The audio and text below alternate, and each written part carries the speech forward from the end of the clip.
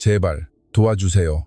재벌 회장의 어머니가 마지막으로 외쳤을 때 그의 아내는 미소 짓고 있었다. 이렇게라도 해야 정신을 차리지. 이 쓸모없는 늙은이, 그 찬물 맞고 쓸모없는 정신머리나 시선해 보시지.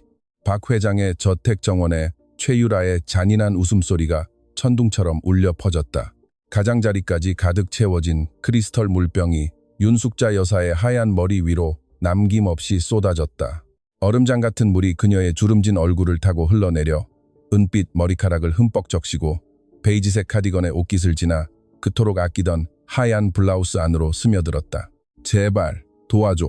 굴욕의 무게를 이기지 못한 무릎이 꺾이며 노부인은 갈라진 목소리로 신음했다. 그녀 곁에 있던 가사도우미 강지원이 들고 있던 쟁반을 떨어뜨렸다. 깨진 도자기의 파열음은 빈 물병을 마치 트로피처럼 들고 있는 유라의 조롱 섞인 웃음소리와 뒤섞였다. 지원은 달려가 쓰러지기 직전에 숙자 여사를 등 뒤에서 끌어안아 부축했다. 사모님, 제발 저를 보세요. 정신 잃으시면 안 돼요. 사모님, 제발요.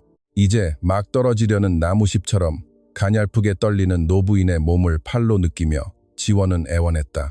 짙은 빨간색 이브닝 드레스를 입고 젖은 흙의 하이힐을 박은 채 한낮의 태양 아래 다이아몬드 귀걸이를 빛내며 서 있던 유라는 또다시 웃음을 터뜨렸다. 어머, 호들갑 떨기는 저 촌년, 저 늙은이 맨날 저렇게 쇼하잖아. 그냥 이참에 죽게 내버려도. 우리도 이제 그만 좀 참자고. 하지만 바로 그때 상황이 바뀌었다. 저택의 정문을 지나 어깨에 재킷을 걸치고 검은 넥타이를 휘날리며 돌길을 가로질러 박민준이 들어오고 있었다. 그는 유럽에서 2주나 일찍 돌아왔다. 아내를 놀라게 해주고 싶었다. 어머니를 껴안고 싶었다. 그러나 그가 본 광경은 피를 얼어붙게 했다. 흠뻑 젖어 반쯤 정신을 잃은 채 새로운 가사도우미에게 안겨있는 어머니, 그리고 빈 물병을 손에 든 채 승냥이처럼 웃고 있는 아내. 대체 여기서 무슨 짓거리야? 그의 목소리는 갈라지고 망가져 있었다. 하지만 우리가 이 모든 것을 이해하기 위해서는 3개월 전으로 거슬러 올라가야 한다. 누구도 긴 거짓의 길을 걷지 않고서는 이와 같은 장면에 도달할 수 없기 때문이다. 3개월 전 박 회장의 평창동 저택은 다른 곳이었다. 기아 학적 정원, 대리석 분수, 그리고 밝은색 돌길로 둘러싸인 도시 외곽의 하얀 기둥을 가진 궁전이었다. 민준의 아버지 고 박성철 회장은 젊은 철강 사업가 시절 자신의 손으로 그 집을 지었다. 그는 8년 전 세상을 떠났고 아내 윤숙자 여사와 외아들 민준에게 매년 성장하는 제국을 남겼다. 82세의 숙자 여사는 작지만 단단한 여인이었다. 항상 우아하게 쪽을 찐 하얀 머리, 나이의 흔적이 있지만 단호한 얇은 손, 그리고 너무 많은 것을 보아 쉽게 속지 않는 푸른 눈빛을 가졌다. 그녀는 소박하게 옷을 입었다. 부드러운 카디건, 잘 다려진 블라우스, 면바지.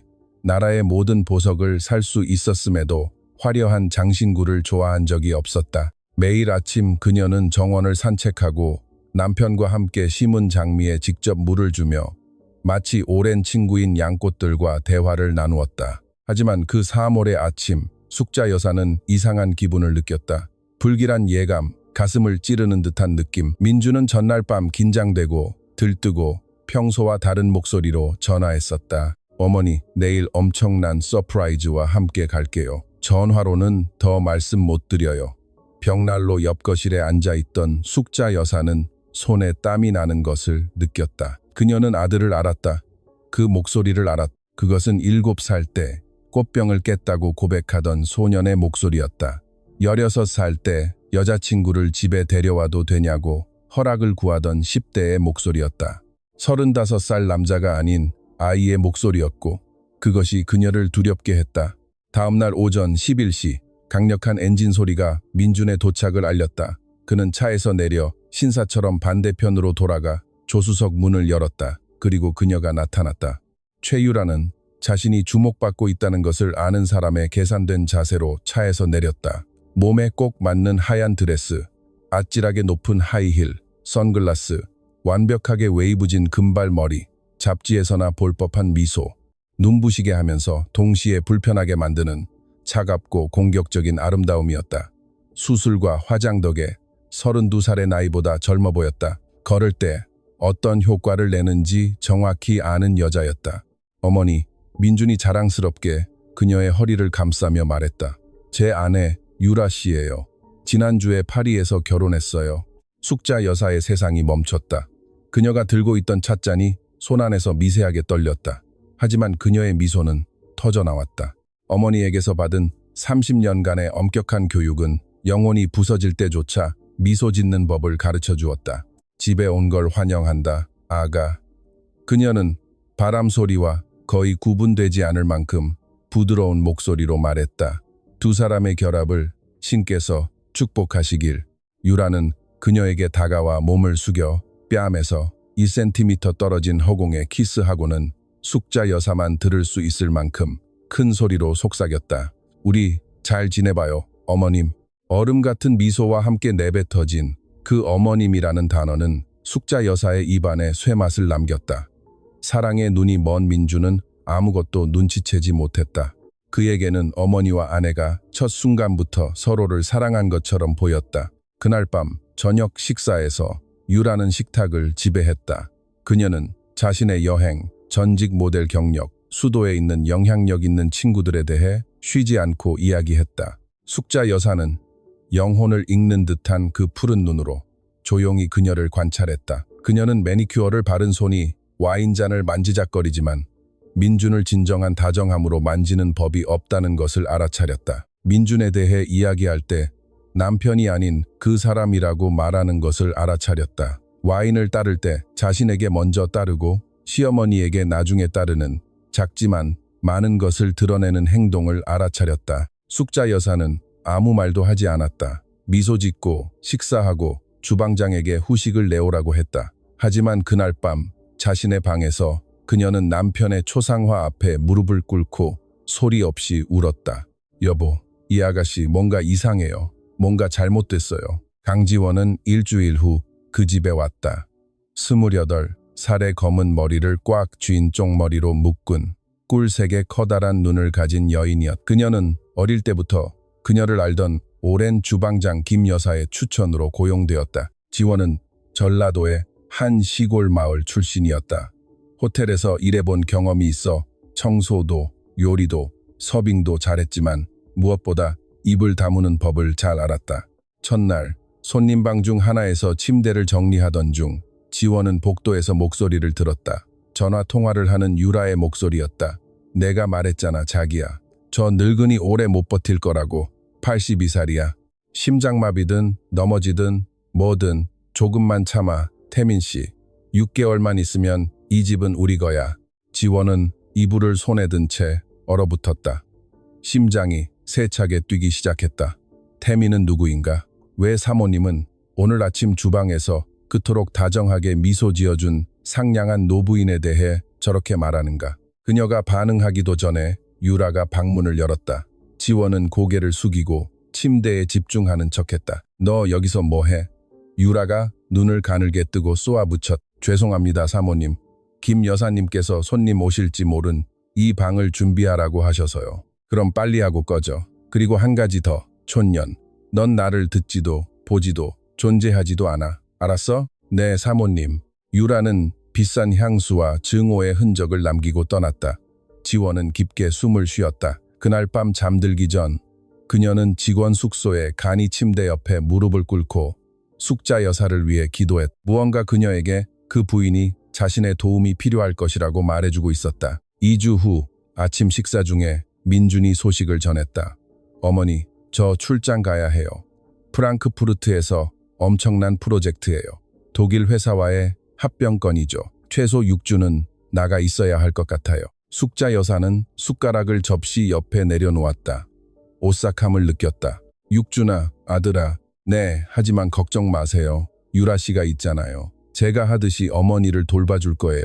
그렇죠, 자기? 식탁 반대편 끝에 앉아있던 유라는 하얀 이를 모두 드러내며 미소 지었다. 물론이죠. 여보, 어머님이랑 저 아주 잘 지낼 거예요. 그렇죠, 어머님. 숙자 여사는 유라의 눈을 똑바로 쳐다보았다.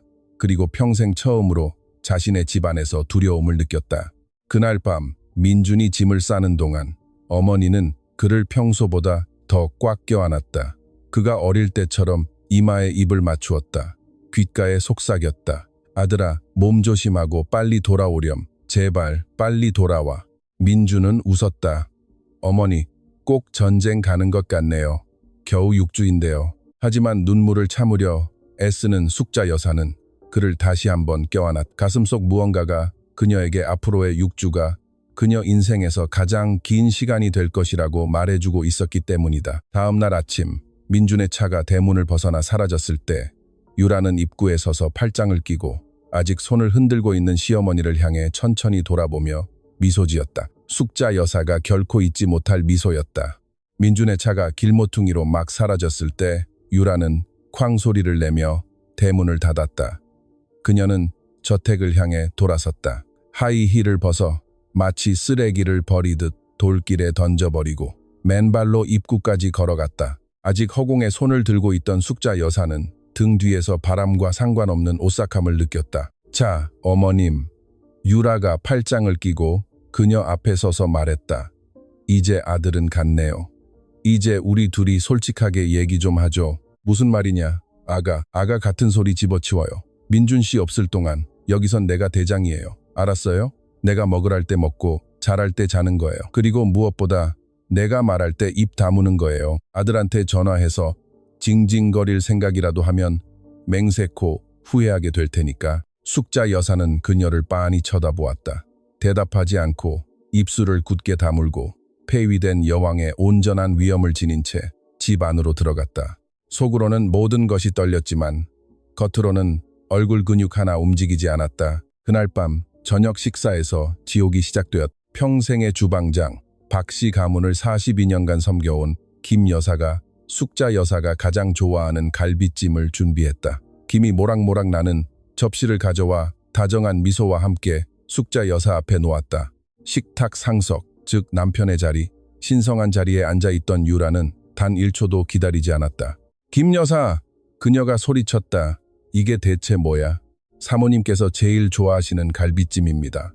아씨, 누가 이 늙은이 입맛에 맞춰 요리하라고 허락했지? 오늘부터 이 집에서는 내가 먹으라는 것만 먹는 거야. 알았어? 그리고 더 말할 것도 없이 그녀는 매니큐어를 바른 손으로 접시를 들어 식탁 위에 엎어버렸다.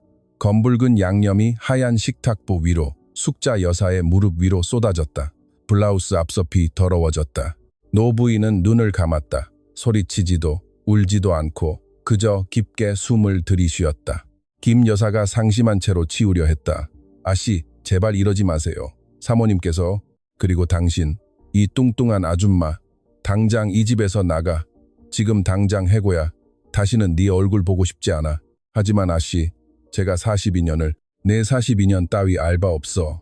짐 싸서 꺼져. 경찰 불러서 도둑질했다고 말하기 전에 김 여사는 애원하는 눈으로 숙자 여사를 바라보았다. 노부인은 갈라졌지만 단호한 목소리로 속삭였다.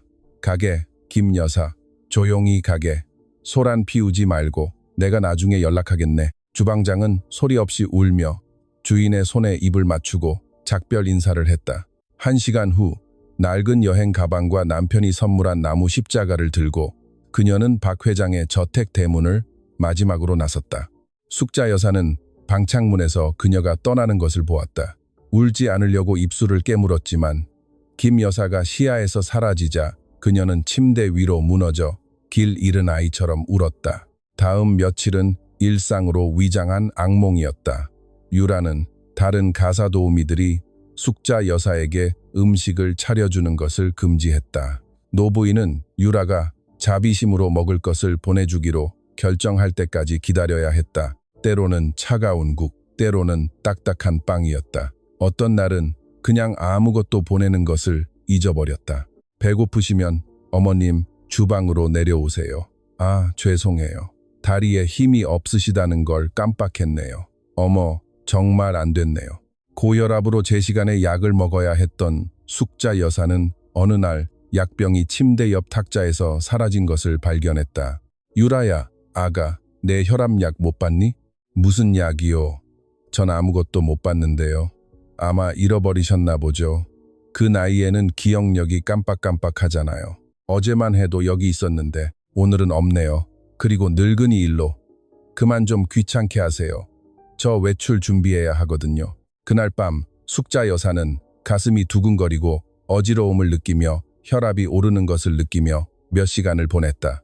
그녀는 50년 전 어머니가 선물한 묵주를 꼭 쥐고 기도했다. 그날 밤 죽지 않게 해달라고. 다행히 누군가 조용히 그녀를 지켜보고 있었다. 새로 온 가사 도우미 지원은 유라의 위협에 굴하지 않았다. 매일 밤 사모님이 자기 방에 틀어박혀 전화 통화를 할 때 지원은 따뜻한 차, 깎은 사과, 그리고 가장 중요하게는 유라의 방 옷장 뒤에 숨겨져 있던 것을 발견한 숙자 여사의 약을 들고 직원용 계단을 올라갔다. 그녀는 그 방을 청소하라는 명령을 받았을 때 우연히 그것들을 발견했고 2번 생각하지 않고 앞치마 주머니에 숨겼다. 사모님, 제발 약 드세요. 지원은 매일 밤 베개를 고쳐주며 속삭였다. 아가, 들키면 너 해고될 거야. 해고당해도 괜찮아요, 사모님. 하지만 사모님을 죽게 내버려 둘 수는 없어요. 그건 절대 허락 못해요. 눈물을 글썽이며 숙자 여사는 젊은 여인의 손을 잡고 힘껏 쥐었다. 신께서 너를 축복하시길, 아가, 신의 가호가 있기를. 어느 날 밤 숙자 여사는 지원에게 침대 옆 의자에 앉으라고 했다. 아가, 솔직하게 한 가지만 말해주렴. 네가 들은 게 있지. 그렇지? 저 여자가 아무도 안 듣는다고 생각할 때 하는 말들 말이야. 지원은 입술을 깨물고 시선을 내렸다. 잠시 망설이다가 눈을 들었다. 사모님, 미리 말씀드리지 못해 죄송해요. 최유라 씨가 어떤 남자와 전화 통화를 해요. 자기야, 태민 씨라고 불러요. 곧 집이 자기들 것이 될 거라고 말해요. 제가 어떻게 말씀드려야 할지 몰랐어요. 숙자 여사는 눈을 감고 깊게 숨을 쉬었다. 눈물 한 방울이 뺨을 타고 흘렀지만 그녀의 목소리는 단호했다. 놀랍지 않구나. 아가, 저 여자가 온 날부터 짐작했어. 저 여자는 내 아들을 사랑하지 않아. 내 남편이 자기 손으로 이룬 것을 원하는 거지. 그리고 난 그걸 허락하지 않을 거야, 지원아. 내 목숨을 걸고서라도 허락하지 않을 거야. 왜 아드님께 전화하지 않으세요, 사모님? 전부 말씀드리면 믿어주실 거예요. 숙자 여사는 슬프게 미소 지었다. 아가, 내가 민준이에게 전화해서 네 아내가 나를 학대한다. 네 아내에게 애인이 있다고 말하면 아들은 내가 늙어서 헛소리한다고 할 거야. 저 여자가 아들의 머릿속을 완전히 장악했어. 나는 증거가 필요해. 아들이 부인할 수 없는 증거 말이야. 지원은 천천히 고개를 끄덕였다. 그럼 사모님, 우리가 그 증거를 찾을게요. 제가 도와드릴게요. 제 어머니를 걸고 맹세해요. 두 여인은 침묵 속에 있었다. 82세의 노부인과 28세의 젊은 여인, 두 세대가 하나의 사명으로 뭉쳤다. 집을 구하고 아들을 구하고 한 가족 전체의 존엄을 구하기 위해. 한편 유라는 고삐가 풀렸다. 아무도 자신을 지켜보지 않는다고 확신한 그녀는 이태민을 저택으로 초대하기 시작했다. 그는 밤에 검은 스포츠카를 타고 와서 뒷문으로 들어왔다. 키가 크고 저속한 의미에서 매력적인 남자였다. 목에는 금목걸이를 하고 복도를 지나갈 때 흔적을 남길 정도로 강한 향수를 뿌렸다. 그들은 함께 유라가 공식적으로 민준과 함께 쓰는 방으로 올라갔다. 큰 소리로 웃고 음악을 틀고 남편이 수십 년간 보관해온 가장 비싼 와인병을 땄다. 어느 날 밤 지원이 쟁반을 들고 복도를 지나갈 때 살짝 열린 문틈으로 목소리를 들었다. 맹세해. 내 사랑. 저 늙은이 2달도 못 버텨. 내가 매일 밤 차에 약을 좀 타고 있거든. 의사는 자연스러운 심장마비라고 할 거야. 누가 의심하겠어? 그리고 네 남편. 그가 돌아왔을 땐 그의 엄마는 이미 묻혀 있을 거야. 나는 2주 정도 울고 그 다음에 여행이 필요하다고 말할게. 너는 칸쿤에서 날 기다려. 6개월 안에 저 늙은이의 모든 돈은 우리 것이 될 거야. 얼어붙은 지원은 발끝으로 물러났다. 달려내려가 직원 숙소에 틀어박혀 떨리는 손으로 낡은 수첩에 들은 모든 단어를 적었다. 그날 밤 모두가 잠들었을 때 지원은 주방으로 갔다. 조리대 위에 반쯤 마신 찻잔을 발견했다. 유라의 찻잔이었다. 액체 냄새를 맡았다. 달콤하고 이상한 씁쓸한 뒷맛이 나는 냄새. 그녀는 아침에 비우고 씻어둔 작은 잼 병을 꺼냈다. 차를 조금 부어 넣었다. 병을 닫고 가방 깊숙이 숨겼다. 증거. 그들은 증거를 갖게 될 것이다. 사흘 후 숙자 여사는 중요한 것을 알아차렸다. 유라가 매일 밤 편히 주무세요. 어머님이라며 건네는 차가 이상한 맛이 났다.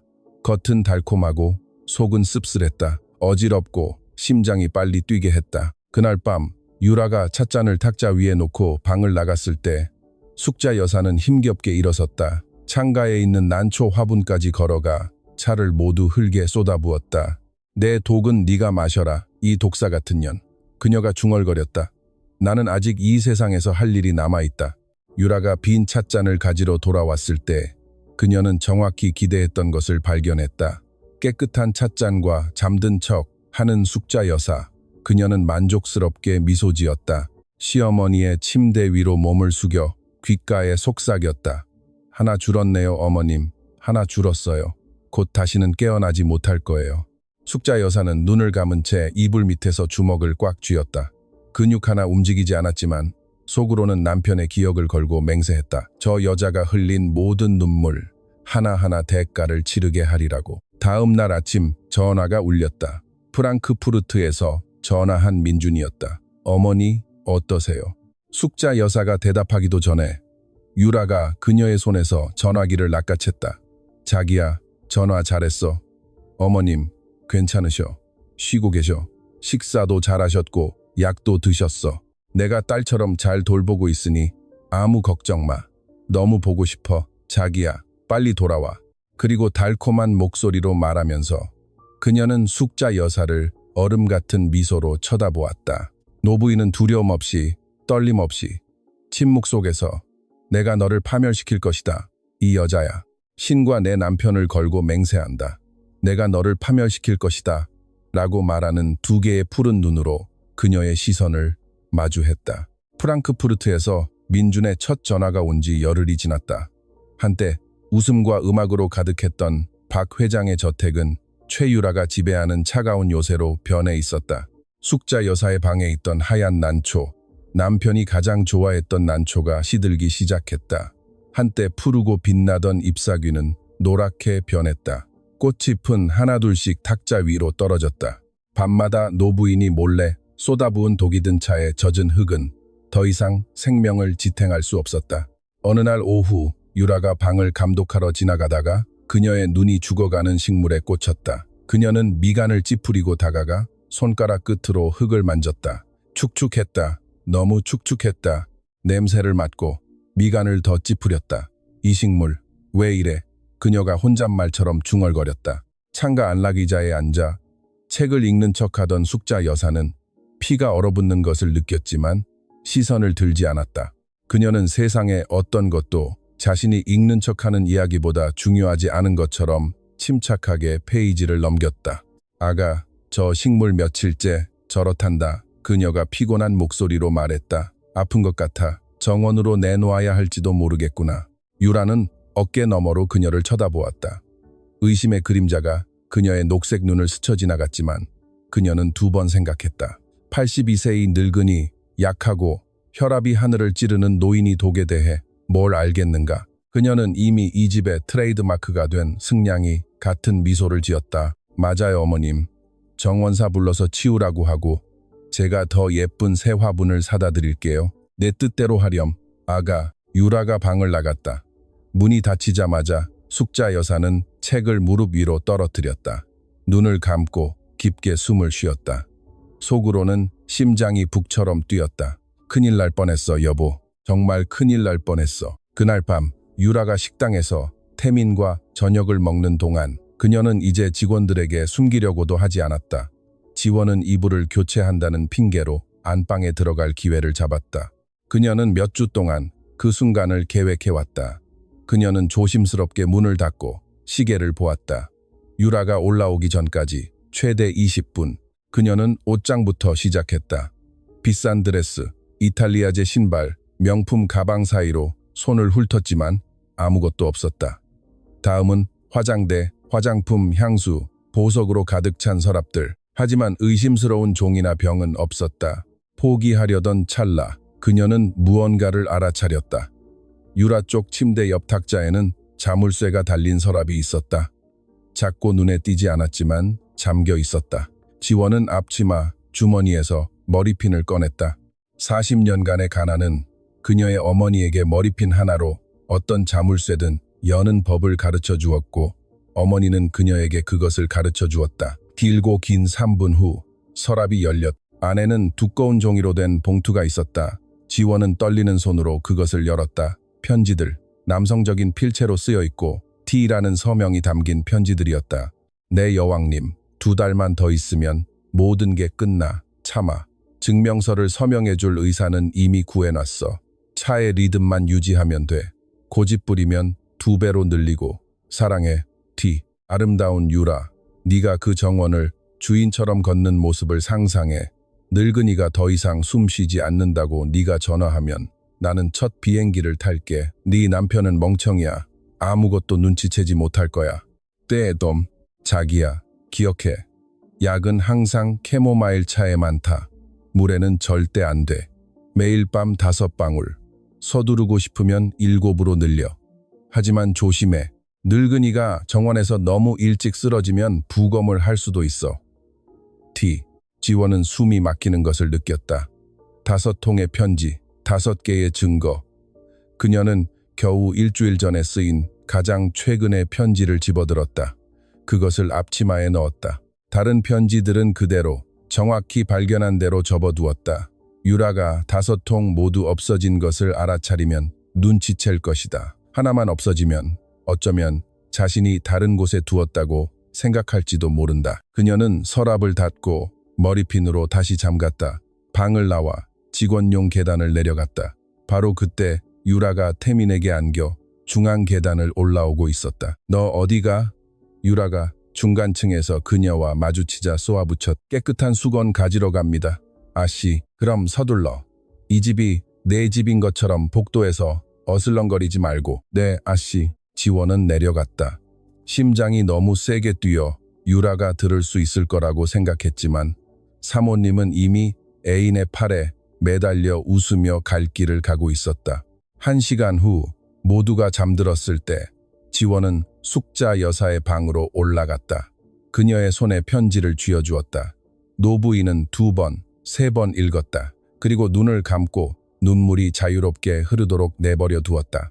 내 남편은 땀 한 방울 한 방울로 이 집을 지었어. 그녀가 속삭였다. 그리고 저 여자는 차에 5방울로 그것을 뺏으려 해. 5방울, 지원아. 40년의 사랑을 죽이기 위해 5방울이라니. 사모님, 변호사에게 가야 해요. 경찰에 신고해야 해요. 아니, 아가, 아직은 안 돼.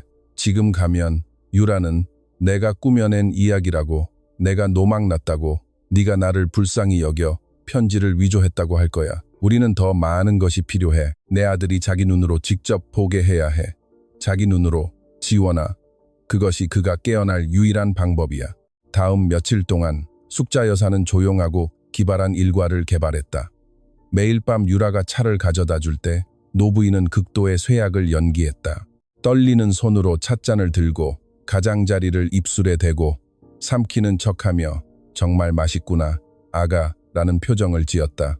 그리고 유라가 돌아설 때 그녀는 정원사가 가져온 새 화분, 죽는데 더 오래 걸릴 튼튼한 베고니아에 모든 액체를 쏟아부었다. 하지만 숙자 여사는 수동적인 연기에만 머물지 않았다. 그녀는 작은 교활한 행동들을 시작했다. 때로는 가볍게 기절하고, 때로는 더 느리게 걷고, 때로는 단어를 잊어버리는 척했다. 기뻐한 유라는 태민에게 전화로 보고했다. 무너지고 있어, 자기야. 점점 더 나빠져. 일주일, 길어야 2주면 끝장이야.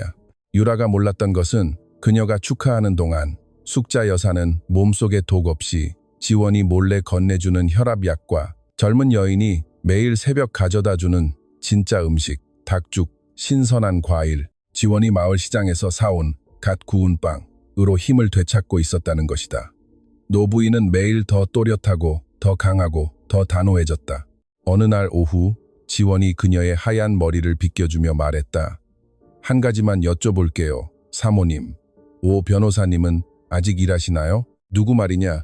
아가? 오진우 변호사님이요. 내 남편의 변호사였지. 늙었어. 이제 70이 넘었을 거야. 종로의 파란 지붕집에 살아. 아직 살아있다면 그가 내가 필요한 걸 가지고 있을 거야. 무엇을요? 사모님? 숙자 여사는 미소 지었다. 거의 장난기, 어린 빛을 띤 기묘한 미소. 유라가 존재를 모르는 것. 내 남편이 죽기 석 달 전에 서명한 것. 모든 판도를 바꿀 것. 제가 찾아뵐까요? 아가? 금요일, 내 쉬는 날에 그 파란 지붕집으로 가서 초인종을 누르고 윤숙자가 보냈다고 말하고 이 편지를 전해주렴. 노부인은 매트리스 밑에서 누런 봉투를 꺼냈다. 그녀는 그날 새벽 결코 죽어가는 늙은이의 것 같지 않은 단단한 필체로 비밀리에 그것을 썼다. 지원은 그것을 앞치마 가장 깊은 주머니에 넣었. 그렇게 할게요, 사모님. 그리고 한 가지 더. 지원아, 아무에게도 말하지 마라. 네 어머니에게도 신에게도. 알겠니? 제 목숨을 걸고 맹세해요, 사모님. 수요일, 저택에 전화가 울렸다. 민준이었다. 이번에는 유라가 수화기에 닿기도 전에 숙자 여사가 죽어가는 여인에게는 놀라운 속도로 수화기를 들었다. 아들아, 어머니, 어떠세요? 목소리가 이상하게 들려요. 괜찮다, 아들아. 피곤하지만 괜찮아. 그래, 언제 돌아오니? 어머니, 바로 그 때문에 전화드렸어요. 합병이 예상보다 빨리 진행되고 있어요. 귀국을 앞당길까 생각 중이에요. 3주 후, 대신 이번 주 토요일에 도착하면 어떠세요? 숙자 여사의 영혼이 환해졌다. 하지만 그녀가 대답하기도 전에 유라가 허리케인처럼 방으로 들어와 그녀의 손에서 전화기를 낚아챘다. 자기야, 정말 놀랐네. 하지만 어머, 서두르지 마. 어머님 몸이 안 좋으셔. 의사 선생님이 어떤 강한 감정도 심장에 안 좋을 수 있대. 거기서 편안하게 일 마무리해. 아무 걱정 말고. 내가 세상 모든 사랑을 다해 돌보고 있으니까. 그리고 시어머니에게 등을 돌린 채 그녀는 복도를 걸으며 달콤하고 낮은 목소리로 결코 지키지 않을 약속들을 남편에게 속삭이기 시작했다. 숙자 여사는 침대 가장자리에 앉아 창밖을 보았다. 정원은 오후 햇살 아래 빛나고 있었고 몇 주 만에 처음으로 진심으로 미소 지었다. 토요일, 아들아, 토요일. 신께서 허락하신다면 네가 어떤 여자를 이 집에 데려왔는지 네 눈으로 직접 보게 될 것이다.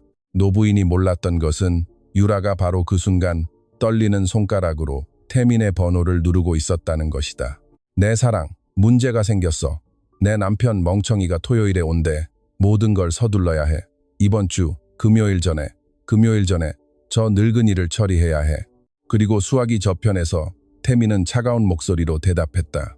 그럼 내 여왕님, 해. 더 이상 약 방울은 없어. 장난은 끝났어. 어디서든 찾아서 끝내버려. 목요일이 밝았다. 구름 한 점 없는 덥고 숨 막히는 목요일. 해는 박 회장 저택 안뜰의 하얀 타일 위로 강하게 내리쬐었다. 정원 온도계는 오전 11시에 섭씨 38도를 가리켰고 라디오는 더 오를 것이라고 예보했다. 숙자 여사는 일찍 일어났다. 잠들기 어려웠다. 마음속 무언가가 그날 무슨 일이 일어날 것이라고 말해주고 있었다. 눈을 떴을 때 그것을 느꼈다. 화장대 위 남편의 초상화 앞에서 성호를 그을 때 그것을 느꼈다. 창밖으로 내다본 마치 그려진 것처럼 깨끗한 하늘을 보았을 때 그것을 느꼈다. 오늘이에요, 여보. 그녀가 중얼거렸다. 오늘 무슨 일이 일어날 거예요? 알아요. 그녀는 혼자 아침 식사를 하러 내려갔다. 지원은 주방에 없었다. 젊은 여인의 쉬는 날이었다. 하지만 숙자 여사는 걱정하지 않았다. 지원이 종로에 오 변호사님 덱파란 지붕집 초인종을 누르고 있다는 것을 알았다. 그녀는 혼자 미소 지었다. 착한 아가씨, 신께서 보살펴 주시길. 미지근한 커피와 토스트를 먹었다. 조금 먹고 정원으로 나갔다. 공기는 폭풍 전처럼 무거웠다. 숙자 여사는 돌길을 따라 30년 전 남편이 장미를 심었던 구석까지 걸어갔다. 단철 벤치에 앉아 눈을 감고 아침 관수로 젖은 흙냄새를 들이마셨다. 그리고 하이힐 소리를 들었다. 딱딱딱딱. 유라는 환한 미소를 지으며 길을 따라오고 있었다. 몸에 꼭 맞는 빨간 드레스, 길에 밝히는 높은 하이힐, 어깨 위로 떨어지는 금발머리, 오른손에는 가장자리까지 물이 가득 찬 큰 크리스털 물병. 어머님, 물 가져왔어요. 이 더위에 수분 보충해야죠. 조금 드실래요? 숙자 여사는 눈을 뜨고 벤치에서 그녀를 보았다. 두렵지 않았다. 며칠 전부터 더 이상 두렵지 않았다. 하지만 유라의 그 시선, 그 빛나는 녹색 눈은 무언가 다른, 새로운, 나쁜 것을 경고하고 있었다. 아니다, 아가. 괜찮다. 커피 마셨어. 어머. 하지만 커피는 더 탈수시켜요. 어머님, 물 조금 드세요. 몸에 좋을 거예요. 그리고 그녀는 물병을 내밀며 다가왔다. 몇 미터 떨어진 곳에서 직원인 두 정원사, 성수와 진우가 울타리를 다듬고 있었다. 그들은 사모님을 보고 멈춰섰다. 가위를 내렸다. 그 장면에 무언가 그들을 불안하게 했다. 유라는 벤치까지 와서 숙자 여사 앞에 물병을 높이 들고 마치 잔에 따라주려는 것처럼 섰다. 입 벌리세요, 어머님. 제가 물 좀 드릴게요. 싫다고 했잖니. 아가, 제발 입 벌리라고. 이 냄새나는 늙은이야. 그리고 더 이상의 예고도 서론도 없이 유라는 물병을 기울였다. 물이 얼음 폭포처럼 숙자 여사의 머리 위로 쏟아졌다. 하얀 머리카락을 흠뻑 적시고 주름진 얼굴을 타고 내려와 베이지색 카디건을 마지막 실안올까지 적셨다. 하얀 블라우스는 투명해지고 갑작스러운 추위에 목덜미 털이 곤두섰다. 그리고 물은 계속해서 쏟아졌다. 유라는 잔인한 웃음소리를 내며 그 웃음소리가 정원에 울려 퍼지는 동안 멈추지 않고 물병 전체를 비웠기 때문이다. 이렇게라도 해야 정신을 차리지. 이 쓸모없는 늙은이. 그 찬물 맞고 쓸모없는 정신머리나 시선해 보시지. 머리부터 발끝까지 흠뻑 젖은 숙자 여사는 심장이 쿵 하고 내려앉는 것을 느꼈다. 몇 주간의 고문 끝에 이미 불안정해진 혈압은 그 충격을 견디지 못했다. 다리가 말을 듣지 않고 팔에 힘이 빠지고 몸이 기울기 시작했다. 시야가 흐려졌다. 제발 도와줘. 그녀는 실같은 목소리로 신음하며 벤치에서 쓰러졌다. 갓 물을 준 잔디 위로, 옆으로, 눈을 반쯤 감고 입을 벌린 채 숨을 헐떡이며 떨어졌다. 정원사 성수가 가위를 던지고 달려왔다. 진우가 뒤를 따랐다. 하지만 그들이 도착하기도 전에 주방에서 한 인형이 달려나왔다. 예정보다 일찍 돌아온 지원이었다. 그녀는 웃음소리를 듣고 대문을 막 들어섰을 때였다. 그날 아침 오 변호사님이 건네준 봉투를 놓지 않은 채 달려나왔다. 사모님, 사모님, 안 돼요. 사모님, 정신 잃으시면 안 돼요. 그녀는 잔디 위에 무릎을 꿇고 노부인의 하얀 머리를 무릎 위로 들어 올리고 흠뻑 젖은 머리카락을 쓰다듬고 손목에서 맥박을 찾아 약했지만 뛰고 있었다. 의사 불러요. 119 불러요. 제발 부르라고요. 지원이 이미 집으로 달려가고 있는 정원사들을 향해 소리쳤다. 유라는 아직 빈 물병을 손에 든 채 한 발짝 물러섰다. 그녀의 눈이 가늘어졌다. 경멸의 눈으로 지원을 쳐다보았다. 너 끼어들지 마, 촌년. 네가 상관할 일 아니야. 죽이고 있잖아요. 지원이 눈물을 글썽이며 소리쳤다. 당신이 사모님을 죽이고 있잖아요. 내가 안 죽여. 늙은이가 미끄러진 거야. 난 그냥 물을 주려고 했어. 노망이 나서 제대로 서 있지도 못하는 거야. 불쌍하게도. 그리고 오싹할 정도로 침착하게 유라는 빈 물병을 벤치 위에 놓고 머리카락을 정돈하고 아무 일도 없었던 것처럼 저택으로 다시 걸어가기 시작했다. 하지만 그녀는 세 걸음도 가지 못했다. 정문으로 검은 차 한 대가 쏜살같이 들어왔다. 타이어가 돌에 긁히는 소리가 났다. 엔진이 으르렁거렸다. 운전석 문이 열렸다. 구겨진 재킷, 삐뚤어진 넥타이, 잠과 서두름으로 가득 찬 눈을 한 키 큰 남자가 내렸다. 박민준이 돌아왔다. 토요일도 금요일도 아닌 바로 그 아침에 새벽 3시에 이해할 수 없는 불안감, 지금 당장 돌아가야 한다는 느낌에 깨어났고 이제 그는 입구의 돌길에 서 있었다. 정원을 바라보고 잔디 위에 쓰러져 가사도우미의 무릎에 머리를 기댄 채 흠뻑 젖은 어머니를 보고 벤치 위에 빈 물병을 든 채 옆에 서 있는 아내를 보고 그를 보고 멈춰선 두 정원사의 망가진 얼굴을 보고 있었다. 그의 세상은 1초 만에 산산조각났. 대체 여기서 무슨 짓거리야? 목소리가 갈라져 나왔다. 그는 자신의 목소리를 알아보지 못했다. 부서진 남자의 목소리였다. 그는 비틀거리며 앞으로 나아가 서류 가방을 길에 떨어뜨리고 어머니 옆에 무릎을 꿇고 그녀의 얼굴을 두 손으로 잡았다. 얼음장 같고 흠뻑 젖고 창백했. 어머니, 어머니, 저 좀 보세요. 저예요, 민준이. 제발 저 좀 보세요. 숙자 여사는 겨우 눈을 떴다. 틈새로 아들의 얼굴을 보고 남은 마지막 힘으로 그의 입술이 그가 듣기보다는 읽을 수 있었던 두 단어를 형성했다. 아들아, 조심해. 그리고 그녀는 다시 눈을 감았다. 어머니, 어머니, 안 돼요. 119, 119 불러요. 눈물범벅이 된 지원은 이미 낡은 휴대폰으로 119에 전화하고 있었다. 그녀가 통화하는 동안 민주는 고개를 들어 아내, 4개월 전 파리에서 결혼한 여자, 평생의 마지막 날까지 사랑하겠다고 맹세한 여자인 유라를 보았다. 그녀는 3미터 떨어져 온전하게 물 한 방울 묻지 않은 빨간 드레스를 입고 서 있었다. 완벽한 하이힐, 완벽한 화장, 그리고 가장 불안한 것, 그녀의 얼굴에는 눈물도, 공포도, 심지어 놀라움도 없었. 겨우 억누르고 있는 미소. 그녀 자신이 짓눌러 위장하고 녹여버리려 애쓰는 미소가 있었지만 그것은 거기에 있었다. 그리고 민주는 4개월의 맹목 끝에 처음으로 그것을 보았다. 그는 보았다. 유라야, 무슨 짓을 한 거야? 자기야, 사고였어. 난 그냥 물을 주려고 했어. 미끄러지셨어. 내가 물병. 왜 벤치에 빈 물병이 있는 거지? 내가 물병 때문에 소리쳤잖아. 그의 비명이 정원에 울려 퍼졌다. 정원사들은 고개를 숙였다. 지원은 119 교환원과 계속 통화했다. 유라는 처음으로 창백해졌다. 자기야, 내 말 좀 들어봐. 하지만 민주는 더 이상 그녀의 말을 듣지 않았다. 그는 어머니를 팔에 안았다. 가벼웠다. 그녀 나이의 여성에게는 너무 가벼웠다.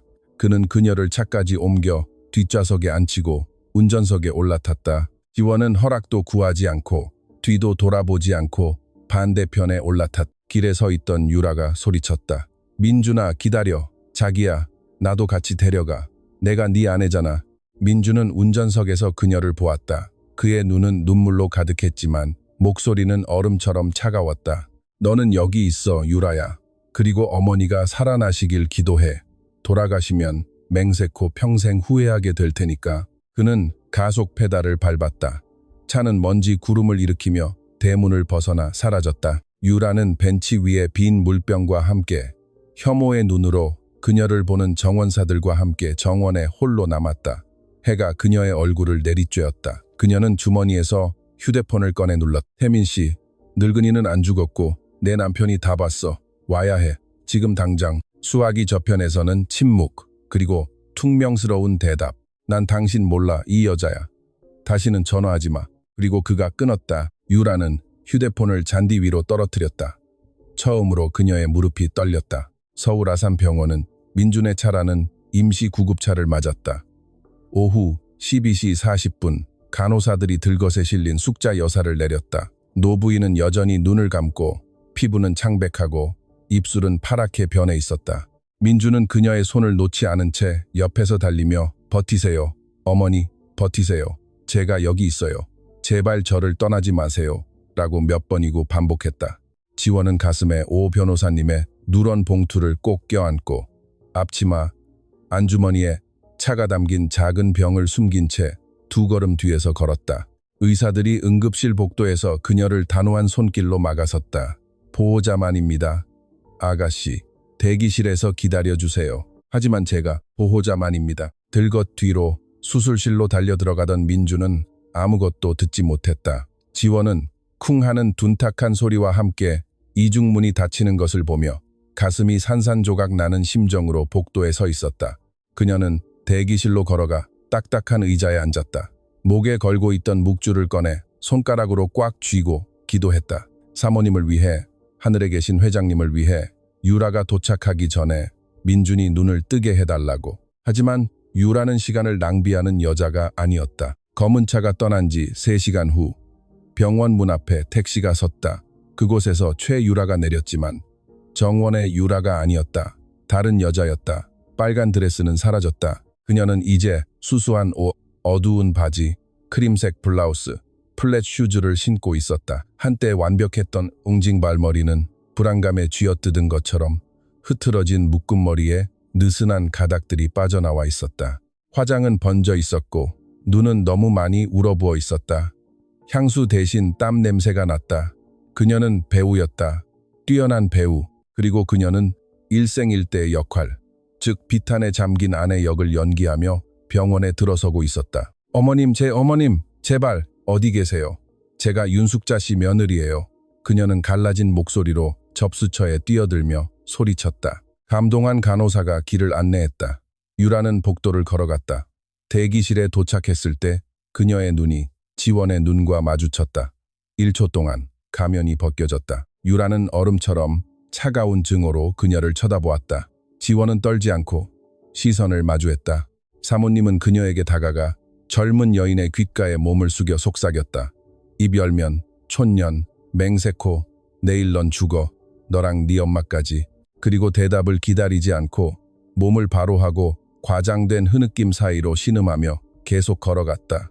어머님, 제발 괜찮으셔야 해요. 제발, 하느님. 민준이 바로 그때 수술실에서 나왔다. 빌려 입은 흰 가운은 구겨진 정장 위에 헐렁했다. 그의 손은 불안감 같은 것으로 얼룩져 있었다. 유라는 그를 보고 달려가 담쟁이 덩굴처럼 그에게 매달려 껴안았다. 자기야, 용서해줘. 제발 용서해줘. 내가 젖은 잔디에서 그 신발 신고 걷지 말라고 했는데, 내가 말했는데 자기야, 미끄러지셨어. 난 물을 주려고 했어. 맹세코 물만 주려고 했는데 물병이 그분 위로 떨어졌어. 내가 바보야. 내가 멍청이야. 제발 나 미워하지 마. 자기야, 제발. 14시간의 비행으로 지치고 망연자실하고 혼란스러운 민주는 아내가 자신을 껴안도록 내버려 두었다. 그녀의 냄새를 맡았다. 그가 결혼한 여자의 냄새가 났다. 가정, 파리의 밤, 약속들의 냄새가 났다. 1초 동안 그는 자신이 본 것을 의심했다. 유라야, 내가 봤어. 자기야, 나 봐. 내 눈을 봐. 네가 정말로 내가 네 어머니께 해를 끼쳤을 거라고 생각해? 나를 집에 받아주신 분, 나에게 성을 주신 분께 내가 그런 짓을 할 수 있다고 생각해? 내가 물병을 봤어. 자기야, 내가 떨어뜨린 물병. 네가 왔을 때 내가 들려고 했던 물병. 난 충격받았어. 자기야, 그래서 안 울었던 거야. 충격 때문에 의사 선생님들이 확인해 줄 거야. 충격받은 사람들은 울지 않아. 민주는 눈을 감았다. 머리가 돌았다. 잠도 밥도 먹지 못했다. 어머니는 문 저편에서 죽어가고 있었고 아내의 달콤하고 익숙하고 자신감 있는 목소리가 그의 귓가를 어루만지며 현실이 그가 본 것이 아니라고 약속하고 있었다. 자기야, 그리고 유라가 목소리를 낮추며 계속했다. 너한테 할 말이 있어. 그 아가씨, 지원에 대한 거야. 지원이가 왜? 자기야, 걱정시키고 싶지 않아서 말 안 했는데 그 아가씨 너한테 집착해. 민준아, 병적인 집착. 몇 주 동안 직원들 앞에서 내 험담을 했어. 내가 너한테 어울리지 않는다. 자기가 널 더 행복하게 해줄 수 있다면서 정원사 성수랑 진우가 확인해 줄 수 있어. 지난주에 우리 방을 엿보는 걸 잡았대. 뭐라고? 자기야, 이런 힘든 순간에 말해서 미안하지만 내 생각엔 그녀가 네 어머니를 밀었을지도 몰라. 그날 정원에 있었잖아. 일하는 날도 아니었는데. 그리고 공교롭게도 네 어머니가 쓰러진 바로 그날 그녀가 갑자기 나타났잖아. 민주는 눈을 뜨고 그녀를 보았다. 작고 검은 씨앗 하나가 그의 마음에 심어졌다. 하지만 내가 엄마 옆 잔디에 쓰러져 있는 걸 봤는데 자기야, 어떤 살인자라도 잔디에 쓰러져서 돕는 척 했을 거야. 네가 그렇게 보도록 네 머릿속에 내가 범인이라고 심어놓으려고. 유라의 눈물은 멈추지 않았고 손은 떨렸고 목소리는 정확한 부분에서 갈라졌다. 그것은 완벽하게 구성되고 완벽하게 실행된 조작의 교향곡이었다. 민주는 대기실을 보았다.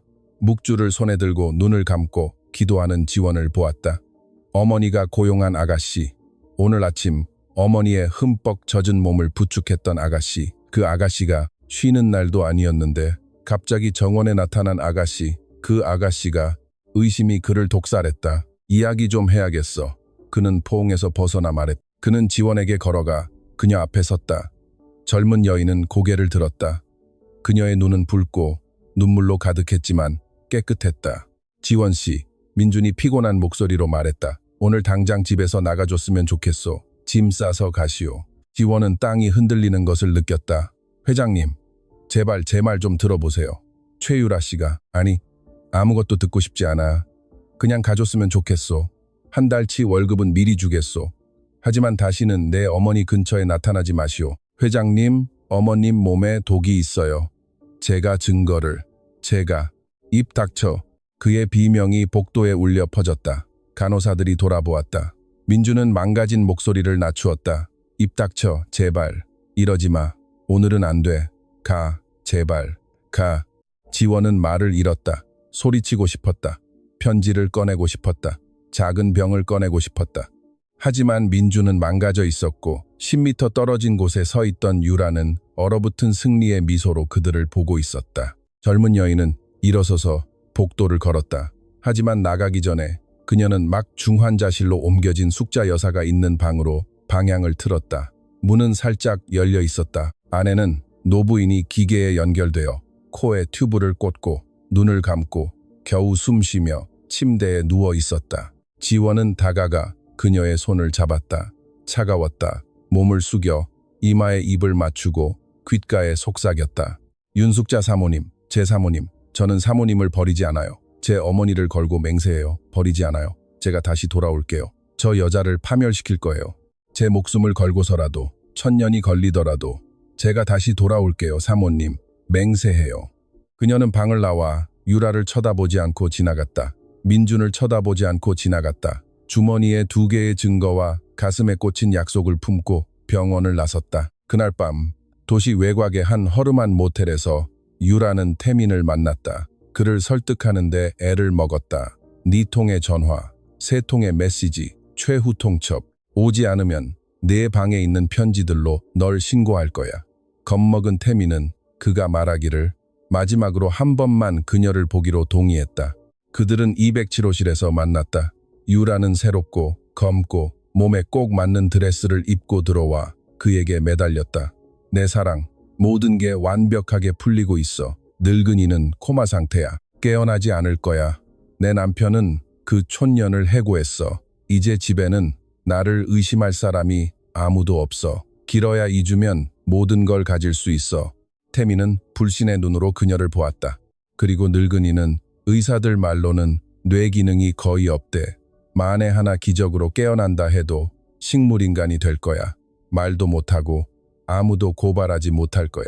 완벽해, 태민 씨. 우리가 계획했던 것보다 더 좋아. 내 남편은 내 손바닥 안에서 놀고 있어. 오늘 병원에서 그 촌년이 그에게 반했고 그녀가 그의 엄마를 밀었다고 머릿속에 심어줬어.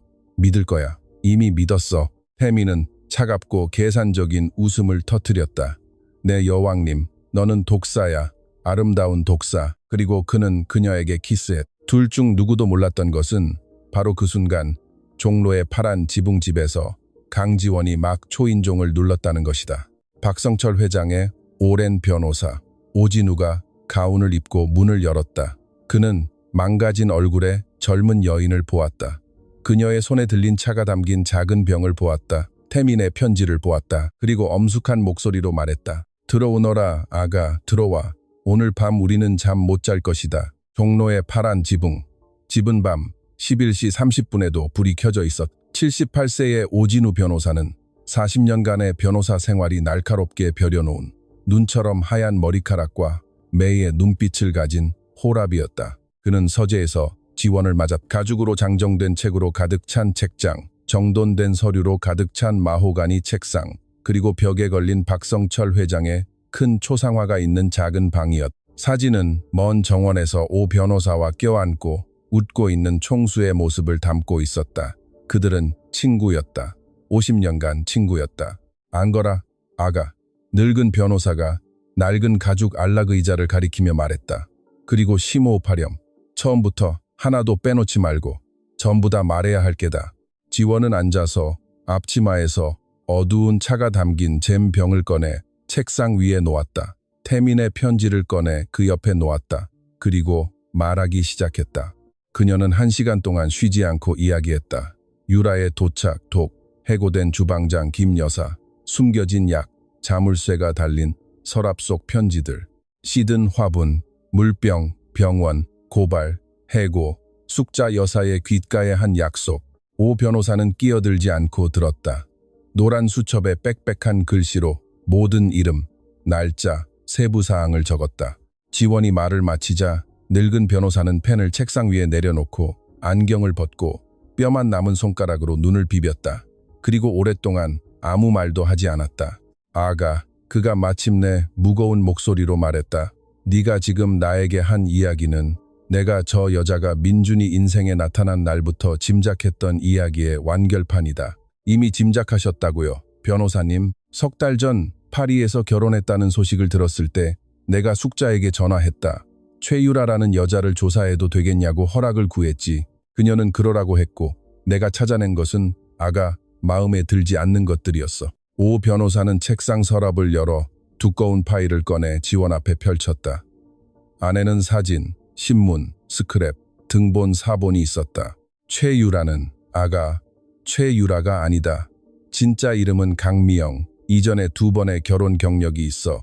첫 번째는 몬테레이의 섬유사업가와 결혼 6개월 만에 64세의 나이로 심장마비로 사망. 두 번째는 과달라하라의 지주와 결혼 1년 만에 72세의 나이로 수영장에서 익사. 두 경우 모두 그녀가 모든 것을 상속받았어. 두 경우 모두 주변에 한 남자가 있었지. 바로 그 이태민. 지원은 입이 마르는 것을 느꼈다. 그녀는 연쇄 살인범이에요. 변호사님, 그보다 더 나쁜 것이다. 아가, 기업이지. 그녀와 이태민은 10년간 같은 짓을 해왔어. 돈 많은 남자를 찾아. 늙으면 더 좋고, 나이든 부모가 있으면 더 좋고, 그녀가 결혼하고, 기다리고, 죽이고, 상속받아, 전리품을 나누고, 다음 목표로 넘어가는 거야. 그리고 경찰은 그들을 잡지 않았고요. 증거가 없었어. 심장마비와 익사는 자연사처럼 보였지. 나는 2달 전에 첫 번째 남편의 미망인, 즉 그의 누나와 겨우 통화했을 때 패턴을 재구성할 수 있었어. 하지만 그녀는 겁에 질려 있었지. 증언하기를 거부했어. 나는 모든 것을 보관하고 적절한 때를 기다리고 있었다. 그런데 보렴, 아가, 인생의 우연이란 네가 오늘 밤 차가 든 병과 이태민이 서명한 편지를 가지고 나타났구나. 늙은 변호사는 작은 병을 들어 불빛에 비춰보고 조심스럽게 냄새를 맡았다. 내일 아침 일찍 이걸 이 박사 실험실로 보내겠다. 내 코가 틀리지 않았다면 이건 디기탈린이야. 소량으로는 심장을 조절하지만 다량으로는 흔적 없이 천천히 파괴하는 물질이지. 교양 있는 살인자들이 가장 좋아하는 독이다. 그리고 아가, 이것 좀 보렴. 오 변호사는 파일에서 2번째 사진을 꺼냈다. 흑백에 훨씬 젊은 유라였다. 그녀는 웃고 있는 노인 옆에 서 있었다.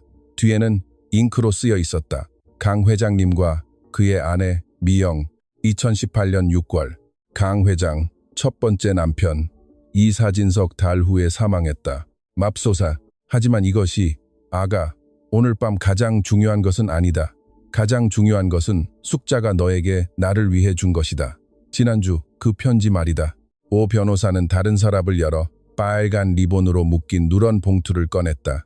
엄숙한 손가락으로 그것을 풀었다. 안에는 공증인 서명과 하단에 붉은 인장이 찍힌 타자기로 친 3페이지짜리 문서가 있었다. 이것이 아가, 박성철 회장의 진짜 유언장이다. 지원은 눈을 동그랗게 떴. 진짜요? 그럼 다른 게 있다는 말씀이세요? 다른 게 있지. 성철이가 암으로 죽을 거라는 걸 알았을 때 자식들과 파트너들 앞에서 서명한 것. 그 유언장은 모든 것, 즉 회사, 저택, 계좌, 주식, 토지가 민준이에게 넘어간다고 되어 있어. 그것이 공증사무소에 등록된 법적 유언장이다. 그리고 이것은 비밀 유언장이다. 성철이와 내가 이 방에서 그가 죽기 석 달 전에 증인도, 공식적인 공증인도 없이 오직 그와 나, 그리고 그가 침묵을 위해 돈을 지불한 2명의 사설 공증인만 있는 가운데 서명했어. 이 문서는 아가, 다른 것을 무효화한다. 오 변호사가 그녀에게 서류를 건넸다. 지원은 떨리는 손으로 밑줄 친 단어들을 읽었다. 나 박성철은 온전한 정신 상태에서 나의 마지막 진정한 유언은 나의 모든 재산, 즉 회사, 부동산, 은행 계좌, 투자가 나의 아내 윤숙자가 살아있는 동안 유일하고 독점적으로 그녀에게 귀속된다는 것을 기록으로 남긴다. 그녀가 자연사한 후에야 나의 아들 박민준에게 상속된다. 윤숙자가 살아있는 동안 그녀는 이 가족의 존엄과 기억을 보호하기 위해 필요하다고 판단될 경우 박민준, 박민준의 아내 또는 박민준의 후손을 상속에서 제외할 절대적인 권한을 가진다. 지원은 서류를 책상 위에 떨어뜨렸다. 말을 할 수 없었다. 변호사님, 이건 모든 것의 진짜 주인은 숙자 사모님이라는 뜻이네요. 8년 동안 그래왔다. 민준이는 자기가 대장이라고 생각하지만 그건 그의 어머니가 자신을 내세울 필요를 느끼지 않았기 때문이야. 그녀는 그에게 돈을 쓰게 하고 집에 살게 하고 회사를 경영하게 하면서 진짜 소유자가 누구인지 한 번도 상기시키지 않았지. 그를 너무 사랑해서 굴욕감을 주기 싫었던 거야. 하지만 그럼 만약 숙자 사모님이 지금 돌아가시면 숙자가 깨어나기 전에 이 비밀 유언장을 선언하기 전에 죽으면 모든 것은 공개 유언장대로 남는다. 민준이가 상속받고 민준이가 유라와 결혼했으니 그녀는 자동으로 재산에 편입되지. 특히 민준이가 어머니 후에 죽으면 저 여자의 수법을 알다시피 정확히 6개월이나 1년 안에 일어날 일이지. 지원은 속이 뒤집히는 것을 느꼈다. 민준 회장님도 죽일 생각이었군요. 그럴 생각이었지. 아가, 그럴 생각이었어. 하지만 터널 끝에 빛이 있다. 오 변호사는 책상 위로 몸을 기울였다. 그의 눈이 두 개의 어두운 다이아몬드처럼 빛났다. 숙자는 코마 상태지만 살아있어. 만약 깨어나면, 아가, 그들이 그녀를 죽이기 전에 깨어나면 그녀는 이 유언장을 선언할 수 있어. 민준이가 유라와 결혼해 있는 동안 그를 상속에서 제외할 수 있고 저 독사가 손대기 전에 가족 계좌를 비울 수 있어. 그리고 무엇보다 살인 미수 혐의로 유라를 상대로 증언할 수 있지. 만약 깨어나지 않으시면요. 변호사님, 그러면 아가, 우리가 진다. 저 여자가 이기고 민준이를 죽이고 상속받아 이미 계획대로 이태민과 칸쿤으로 가는 거야. 오 변호사는 다시 찻병을 들어 금속 상자에 넣었다. 아가, 잘 듣거라. 이렇게 할 것이다. 내일 새벽에 이 병을 실험실로 가져간다. 이틀 안에 확인된 분석 결과를 받을 것이다. 그동안 너는 병원으로 돌아갈 것이다. 하지만 가사 도우미가 아니라 숙자의 먼 조카로 들어갈 것이다. 내가 가짜 신분증을 구해줄게. 우리는 사모님 곁에 밤낮으로 믿을 만한 사람이 필요해. 저 독사가 일을 마무리하기 위해 그녀의 방에 들어가려 하면 네가 막아야 한다. 변호사님, 의사 선생님들이 저를 믿어줄지 모르겠어요. 내가 내일 아침 병원장과 직접 이야기하겠다. 내 친구다. 들여보내줄 것이다. 지원은 몇 주 만에 처음으로 어둠 속에 빛의 틈새가 있는 것을 느꼈다. 그리고 민준 회장님은요. 변호사님, 민준이에게는 아가, 아직 아무 말도 하지 않는다. 아직 저 여자의 마법에 걸려 있어. 지금 말하면 아내에게 달려가 다 말해버리고 그녀는 도망갈 거야. 우리는 기다려야 해. 숙자가 깨어나기를 기다려야 해. 그리고 그녀가 깨어나면 우리는 저 독사가 최악의 악몽에서도 예상하지 못할 덫을 놓을 것이다. 만약 깨어나지 않으시면요. 오 변호사는 그녀를 오랫동안 바라보았다. 주름진 얼굴에 그림자가 스쳤다. 그리고 단호한 목소리로 대답했다. 깨어날 것이다. 아가, 나는 숙자를 50년간 알아왔어. 저 여자는 빚지고 죽지 않아.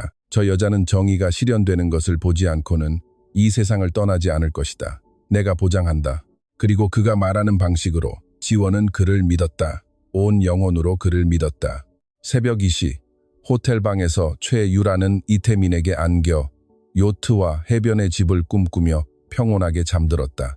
새벽 2시 중환자실에서 윤숙자 여사는 겨우 손가락 하나를 움직였다. 그리고 심장 모니터는 다른 삑 소리를 냈다. 정원 사건 이후 나흘이 지났 박 회장의 저택은 민준이 매시간 병원에 거는 전화와 의심스러울 정도로 침착하게 복도를 거니는 유라의 하이힐 소리만이 깨는 짙은 침묵에 잠겼다.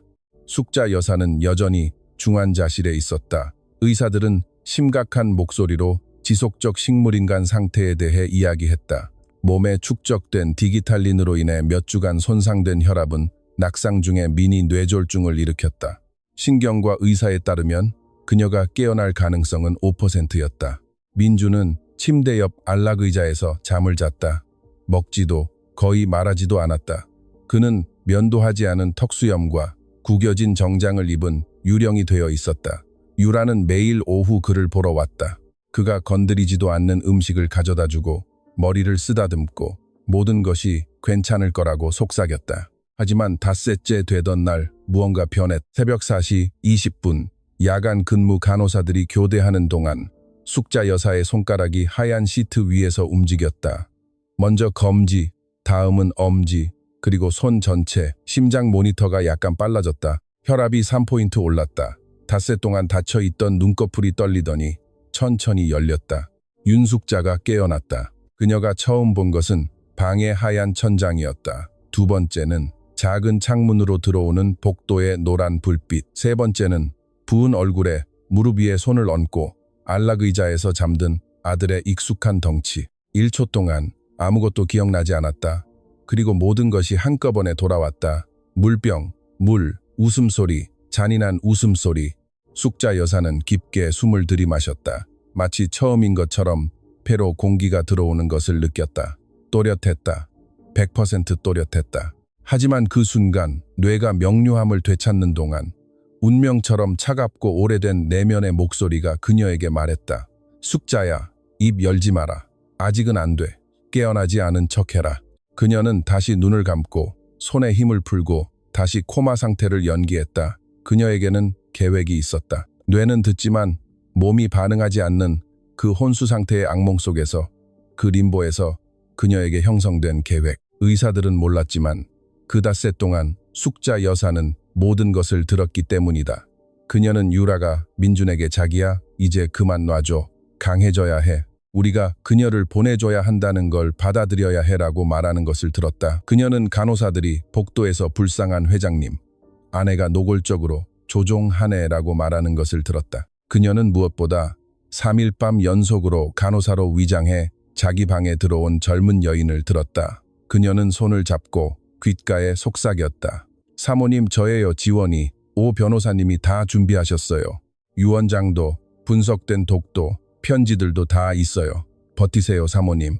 버티세요. 깨어나시면 덫을 준비할 거예요. 하지만 제발, 사모님, 제 목소리가 저 안에서 들리시면 깨어나지 않은 척하세요. 그게 계획이에요. 그리고 숙자 여사는 코마의 어둠 속에서 모든 단어, 모든 이름, 모든 지시를 저장해 두었다. 그녀의 뇌는 작동했다. 의지도 작동했다. 오직 몸만이 반응하지 않았다. 하지만 그날 새벽 몸이 깨어났고 계획에 충실하게 그러지 않은 척했다. 오전 8시 한 간호사가 민준의 아침 식사 쟁반을 들고 방으로 들어왔다. 오 변호사님이 구해준 흰 유니폼을 입은 지원이었고 마리나라는 이름이 적힌 가짜 신분증을 달고 있었다. 늙은 변호사의 친구인 병원장은 눈 감아주었다. 지원은 숙자 여사의 맥박을 재기 위해 몸을 숙였다. 아직 안락의자에서 잠든 민준은 아무것도 눈치채지 못했다. 좋은 아침이에요, 사모님. 지원이 속삭였다. 오 변호사님이 밖에 계세요. 1시간 후에 신경과 의사, 선생님과 함께 들어오실 거예요. 만약 깨어 계시면 제발 손가락 하나만 움직여주세요. 숙자 여사는 눈을 감은 채 검지를 겨우 1mm 움직였지만 움직였다. 하느님 감사합니다, 사모님. 사모님이 돌아오실 줄 알았어요. 버티세요. 오늘 모든 걸 설명해 드릴게요. 3시간 후, 오 변호사는 신경과 의사인 이 박사의 팔짱을 끼고 방으로 들어왔다. 그들 뒤로 지원이 문을 잠갔다. 민주는 유라가 억지로 끌고 간 병원 카페테리아에서 무언가를 먹고 있었다. 자기야, 제발. 그들에게는 40분, 그 이상은 없었다. 숙자, 오 변호사가 침대 위로 몸을 숙이며 말했다. 나야, 진우. 네가 깨어있다는 걸 알아. 지원이가 확인해줬어. 빨리 이야기하자. 오랜 친구. 눈을 떠. 숙자 여사는 눈을 떴다. 오랜 친구의 주름진 얼굴을 보았다. 심각한 얼굴로 고개를 끄덕이는 신경과 의사를 보았다. 감동하여 두 손을 모은 지원을 보았다. 진우. 그녀의 목소리는 쓰지 않아 쉰 속삭임처럼 나왔다. 오랜 친구. 내 아들은 어디 있니? 저 아래서 그 독사와 밥 먹고 있다. 시간이 얼마 없어. 숙자, 잘 들어. 정신이 또렷하군. 그 어느 때보다 또렷해. 이 늙은이야. 좋아, 5분 안에 요약해주지. 그리고 40년 경력의 변호사의 냉철함으로 오 변호사는 모든 것을 설명했다. 유라의 2개의 신분, 죽은 남편들, 이태민, 치명적인 양의 디지털린을 확인한 차 분석 결과, 성철의 비밀 유언장, 위장한 지원의 보호. 숙자 여사는 끼어들지 않고 들었다.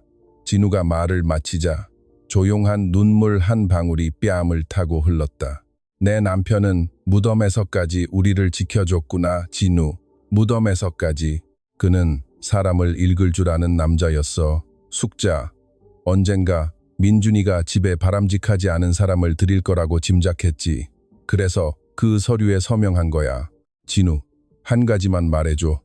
내 아들은 내가 죽었다고 생각하니? 아니면 코마 상태인 걸 아니? 코마 상태인 걸 알지만 저 여자가 이미 네가 식물인간이 될 거라고 머릿속에 심어놨어. 장례식 이야기를 하고 인공호흡기를 떼자고 제안하지. 숙자 여사의 눈이 굳어졌다. 차갑고 원시적인 분노가 가슴에 자리 잡았다.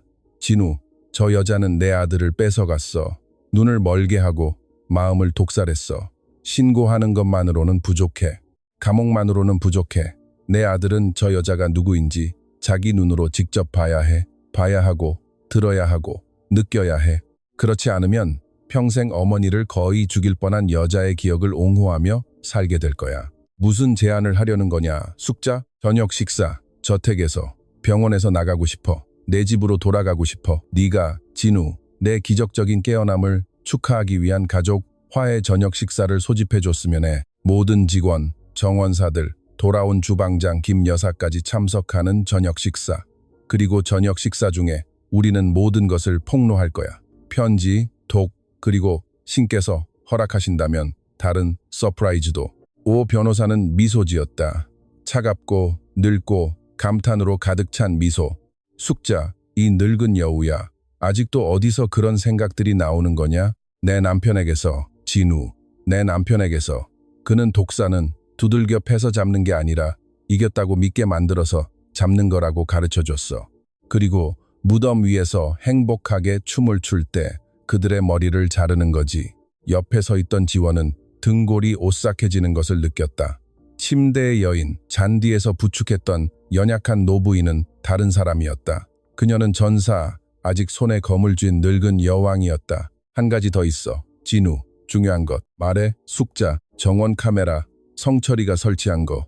아직 작동하니? 작동하지만 비디오는 7일 후에 지워져. 저 여자가 지우지 않았다면 물 뿌리는 장면은 아직 녹화되어 있을 거야. 오늘 사람 보내. 진우, 오늘 당장 사라지기 전에. 내 아들이 저 여자가 정원에서 나에게 한 말을 단어 하나하나 들어야 해. 정원사 진우를 보내겠다. 믿을 만한 사람이야. 오늘 오후에 비디오를 추출할 거야. 완벽해. 그리고 이제 다른 것 좀 도와줘. 심장 전문의와 이야기해야 해. 일주일 안에 병원에서 나가고 싶어. 그들이 뭐라고 하든 상관없어. 일주일 안에 나는 다시 내 정원을 걷고 있을 거야. 알겠어? 그때까지 조용했던 이 박사가 미소 지었다.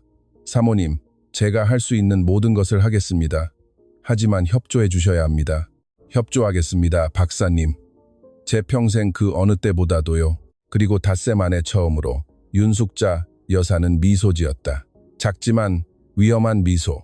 40분 후 민준이 유라와 함께 카페테리아에서 돌아왔을 때 그는 어머니를 그대로 발견했다.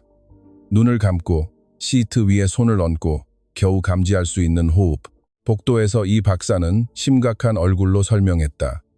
박 회장님, 어머님께서 밤새 약간의 안구 운동이 있었습니다. 긍정적인 신호지만 너무 큰 기대를 해서는 안 됩니다. 며칠 더 지켜보겠습니다. 일주일 만에 처음으로 희망에 가득 찬 눈으로 민주는 의사를 껴안았다. 박사님, 감사합니다. 감사합니다. 뒤에서 유라는 창백해졌다. 이번에는 그녀의 미소가 그것을 감추지 못했다. 자기야, 그녀가 그의 팔을 잡으며 말했다. 너무 기대하지 마, 제발. 의사 선생님 말씀 들었잖아. 그냥 안구 운동일 뿐이야. 우리가 뭘 할지 생각하는 게 더 낫겠어. 만약 아무것도 아니야, 유라야. 어머니는 깨어나실 거야. 그리고 병원에 온 이후 처음으로 민주는 아내의 팔을 뿌리쳤다. 그날 오후 저택에서 유라가 긴장된 목소리로 태민과 통화하는 동안 정원사 진우는 뒷문으로 보안실에 들어갔다. 오 변호사님이 오후 1시에 그에게 연락했다. 진우는 카메라 시스템 컴퓨터 앞에 앉았다. 목요일 오전 11시 30분을 찾았다. 파일을 찾았다. 오디오가 포함된 32분짜리 비디오가 빨간색 USB에 복사되었다. 진우는 USB를 주머니에 넣고 방을 나와 정원을 건너 분수 옆에서 통화하는 유라 옆을 지나갔다. 그녀는 그를 눈치채지도 못했다.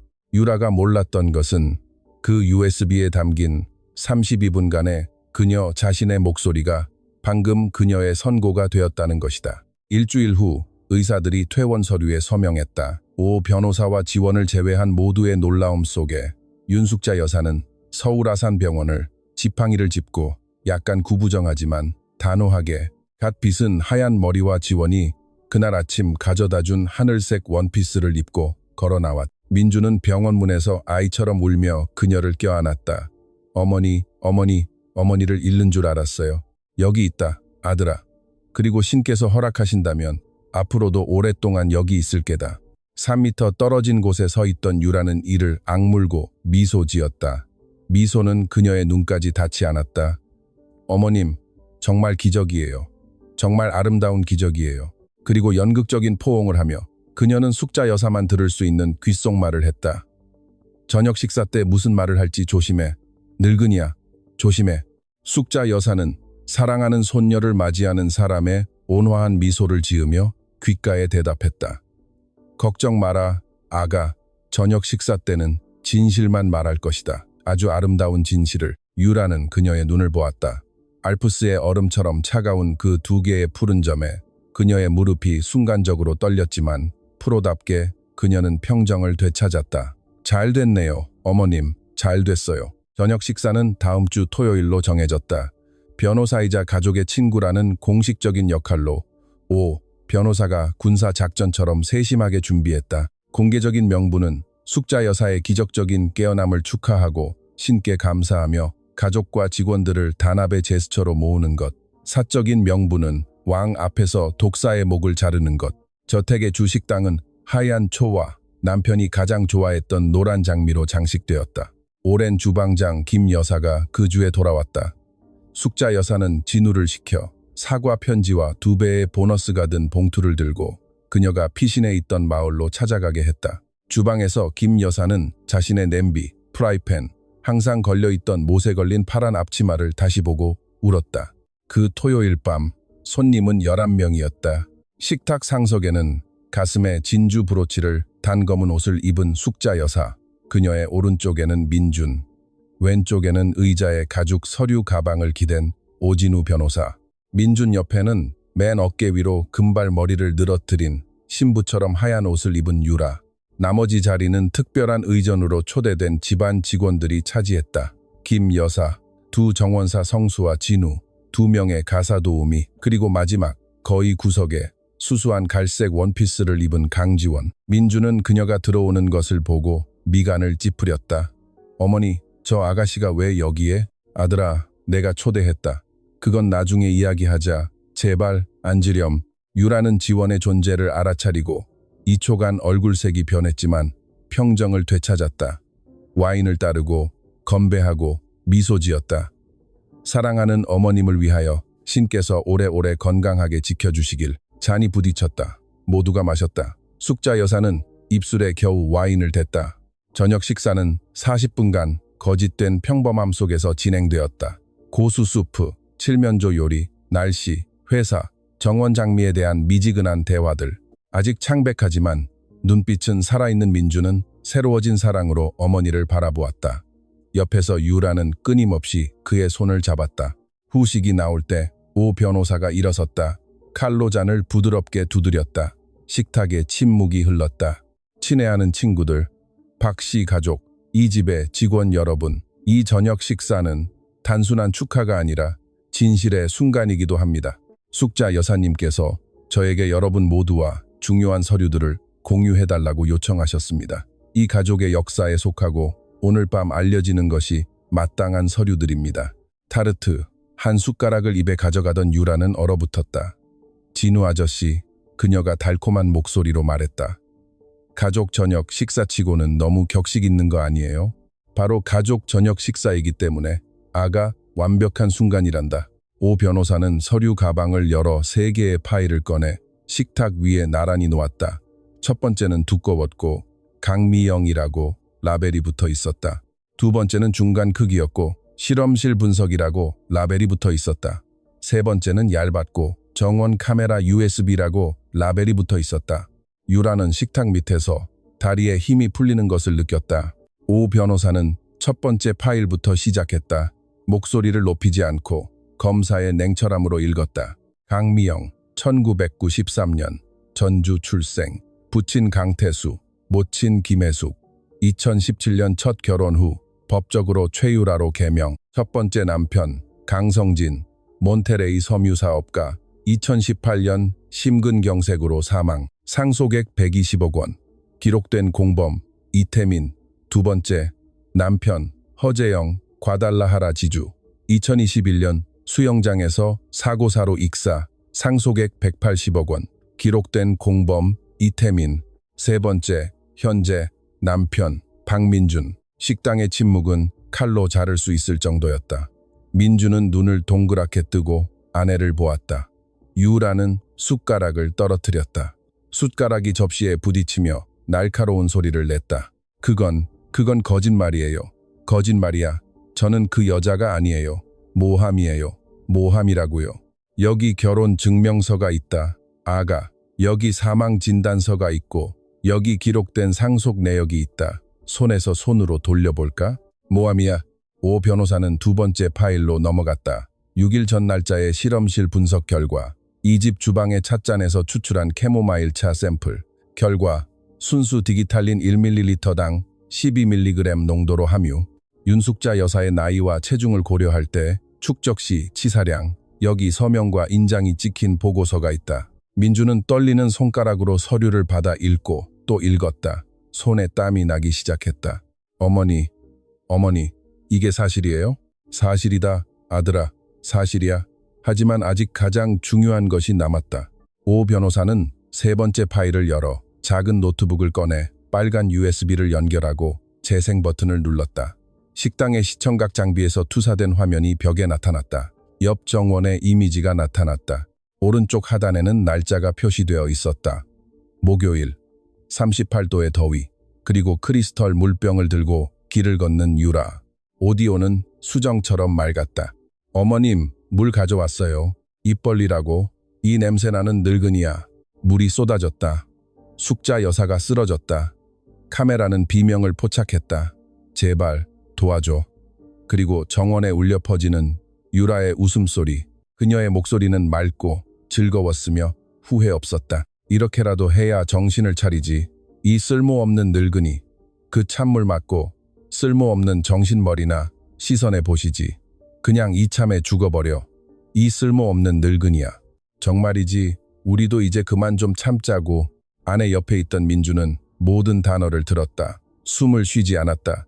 그의 얼굴이 변했다. 먼저 창백해지고 다음은 붉어지고 그리고 검은 그림자. 그의 손이 식탁볼을 너무 세게 잡아 와인잔이 넘어졌. 어두운 붉은 와인이 피처럼 하얀 식탁보 위로 쏟아졌. 꺼요. 그가 속삭였다. 제발 꺼요. 오 변호사가 껐다. 이어진 침묵은 절대적이었다. 김 여사는 냅킨으로 입을 막고 소리 없이 울었다. 정원사들은 시선을 바닥에 고정했다. 구석의 지원은 떨어지지 않는 눈물을 가득 담고 있었다. 종이장처럼 하얘진 유라는 민준을 보았다. 식탁 밑에서 그의 손을 찾았다. 돌처럼 단단하게 쥔 주먹을 발견했다. 자기야, 내 말 좀 들어봐. 저 녹화물은 편집된 거야. 난 그런 말 한 적 없어. 함정이야. 자기야, 함정. 민주는 천천히 그녀를 향해 고개를 돌렸다. 한때 어둡고 흐렸던 그의 눈은 이제 끔찍한 명료함으로 빛나고 있었다. 유라야, 제발 나한테 말 걸지 마. 내가 말하라고 할 때까지.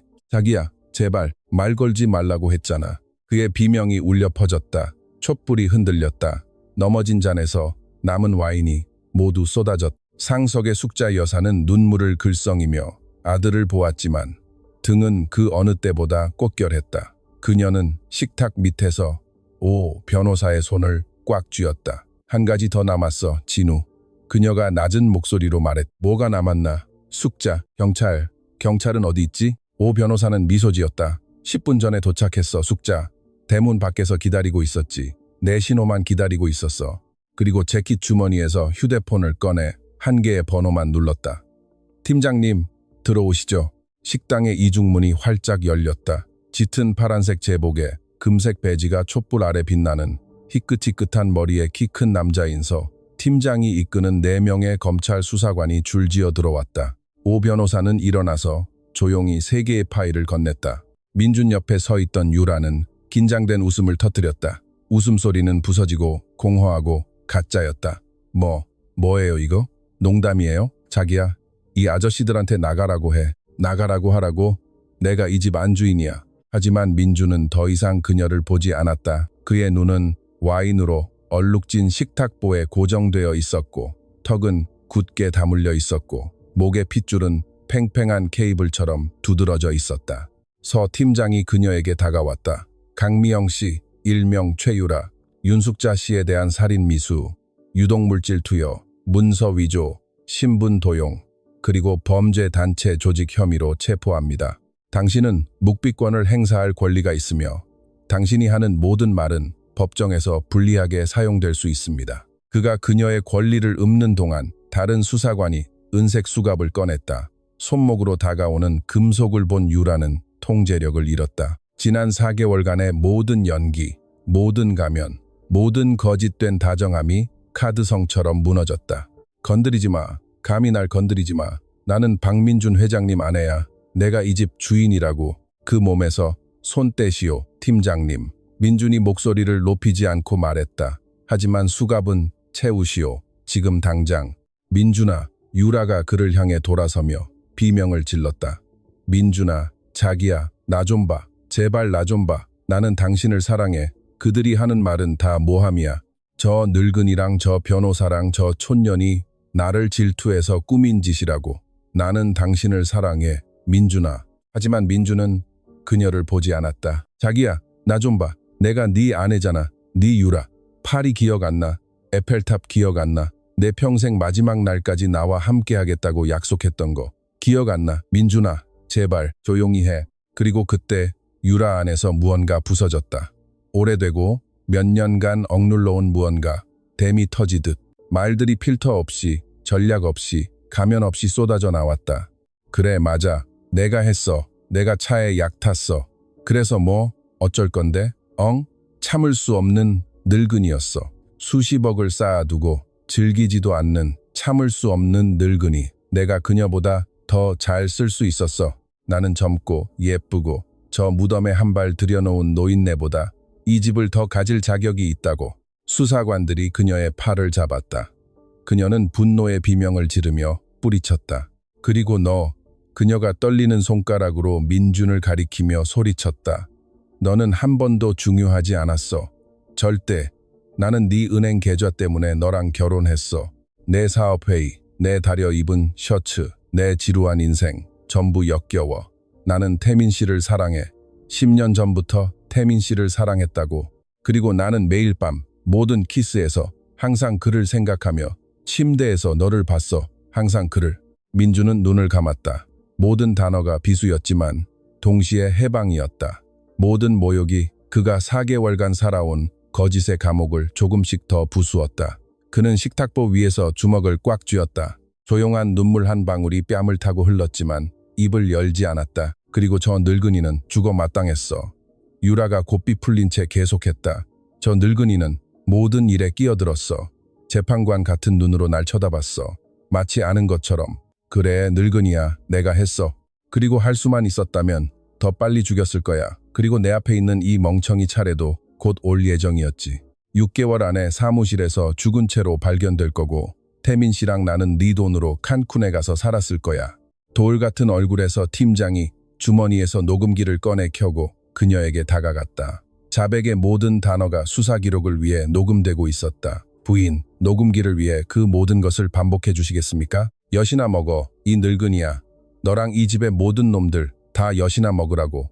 내가 너희 모두를 죽이지 않은 게 후회돼. 모두를. 너도. 그녀가 상석의 숙자 여사를 향해 돌아섰다. 너, 특히 너, 이 쓸모없는 늙은 독사야. 10년 전에 네 남편이랑 같이 죽었어야 했어. 숙자 여사는 눈도 깜빡이지 않고 떨지 않고 깨끗하고 차갑고 멀리 있는 겨울, 하늘 같은 두 개의 푸른 눈으로 그녀를 보았다. 그녀의 얼굴에는 증오도 원한도 없었다. 그저 깊고 오래된 슬픔. 악은 아무리 크게 소리쳐도 결코 이기지 못한다는 것을 이미 이해한 늙은 여인의 슬픔만이 있었다. 불쌍한 것. 숙자 여사가 낮은 목소리로 말했다. 영혼이 병든 참으로 불쌍한 것. 신께서 너를 용서하시길 바란다. 아가, 나는 오늘 밤 이미 너를 용서했으니. 그토록 침착하게 던져진 그 한마디가 유라를 완전히 무너뜨렸다. 그녀는 식당의 페르시아 카펫 위로 무릎을 꿇고 쓰러져 부서지고 크고 짐승 같은 흐느낌으로 울었다. 수사관들은 그 순간을 이용해 그녀의 손목에 수갑을 채웠다. 민준아, 그녀가 바닥에서 신음했다. 자기야, 용서해줘. 제발 용서해줘. 나는 당신을 사랑해. 맹세코 사랑해. 태민 씨 때문이었어. 태민 씨가 나를 강요했어. 협박했어. 나는 태민 씨의 희생자였어. 민주는 저녁 식사가 시작된 이후 처음으로 일어섰다. 그녀가 무릎 꿇고 있는 곳까지 걸어갔다. 그녀의 얼굴 앞에 쭈그려 앉아 그녀의 눈, 그토록 많은 밤 키스했던 녹색 눈, 126일 동안 매일 그에게 거짓말했던 눈을 보았다. 그리고 그녀와 숙자 여사만 들을 수 있는 아주 낮은 목소리로 말했다. 유라야, 네가 어머니의 차에 첫 번째 독 한 방울을 넣은 날, 너에 대한 내 모든 감정은 죽었어. 네가 그 물병을 어머니 머리에 쏟아부은 날, 기억까지 죽었어. 나에게 너는 이미 오래전에 죽었어. 그리고 너는 누구의 희생자도 아니야. 너는 네 자신의 어둠의 희생자일 뿐이야. 그는 몸을 바로 하고 등을 돌려 어머니에게 걸어가 그녀 옆에 무릎을 꿇었다. 주름지고 세월의 흔적이 묻어나는 손을 잡아 길고 길게 더 이상 눈물이 남지 않을 때까지 입을 맞추었다. 용서하세요, 어머니. 어머니 대신 그녀를 믿었던 저를 용서하세요. 용서하세요. 숙자 여사는 그의 헝클어진 머리를 쓰다듬고 얼굴을 들어 올려 미소 지었다. 아들아, 용서할 것은 아무것도 없다. 너는 내 피고 피는 항상 집으로 돌아오는 법이란다. 수사관들이 유라를 바닥에서 일으켜 식당 밖으로 끌고 가기 시작했다. 그녀는 이미 힘도 비명도 없이 자루처럼 끌려가게 내버려 두었다. 단지 문을 나서기 전에 그녀는 다시 고개를 돌렸다. 민준을 마지막으로 한 번 보고 거의 목소리 없이 속삭였다. 평생 너를 증오할 거야. 민준은 어머니 곁에서 일어나지 않은 채 대답했다. 증오해. 얼마든지 증오해. 하지만 감방 안에서 해.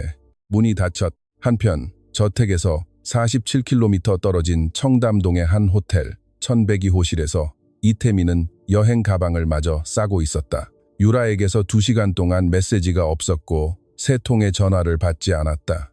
10년간의 사기로 단련된 그의 직감은 무언가 잘못되었다고 말해주고 있었다. 그가 방을 나서려던 찰나 문을 두드리는 소리가 났다. 룸서비스입니다. 태민은 무심코 문을 열었다. 그리고 3개의 규격 권총 총구와 검찰의 박경의 신분증과 마주쳤다.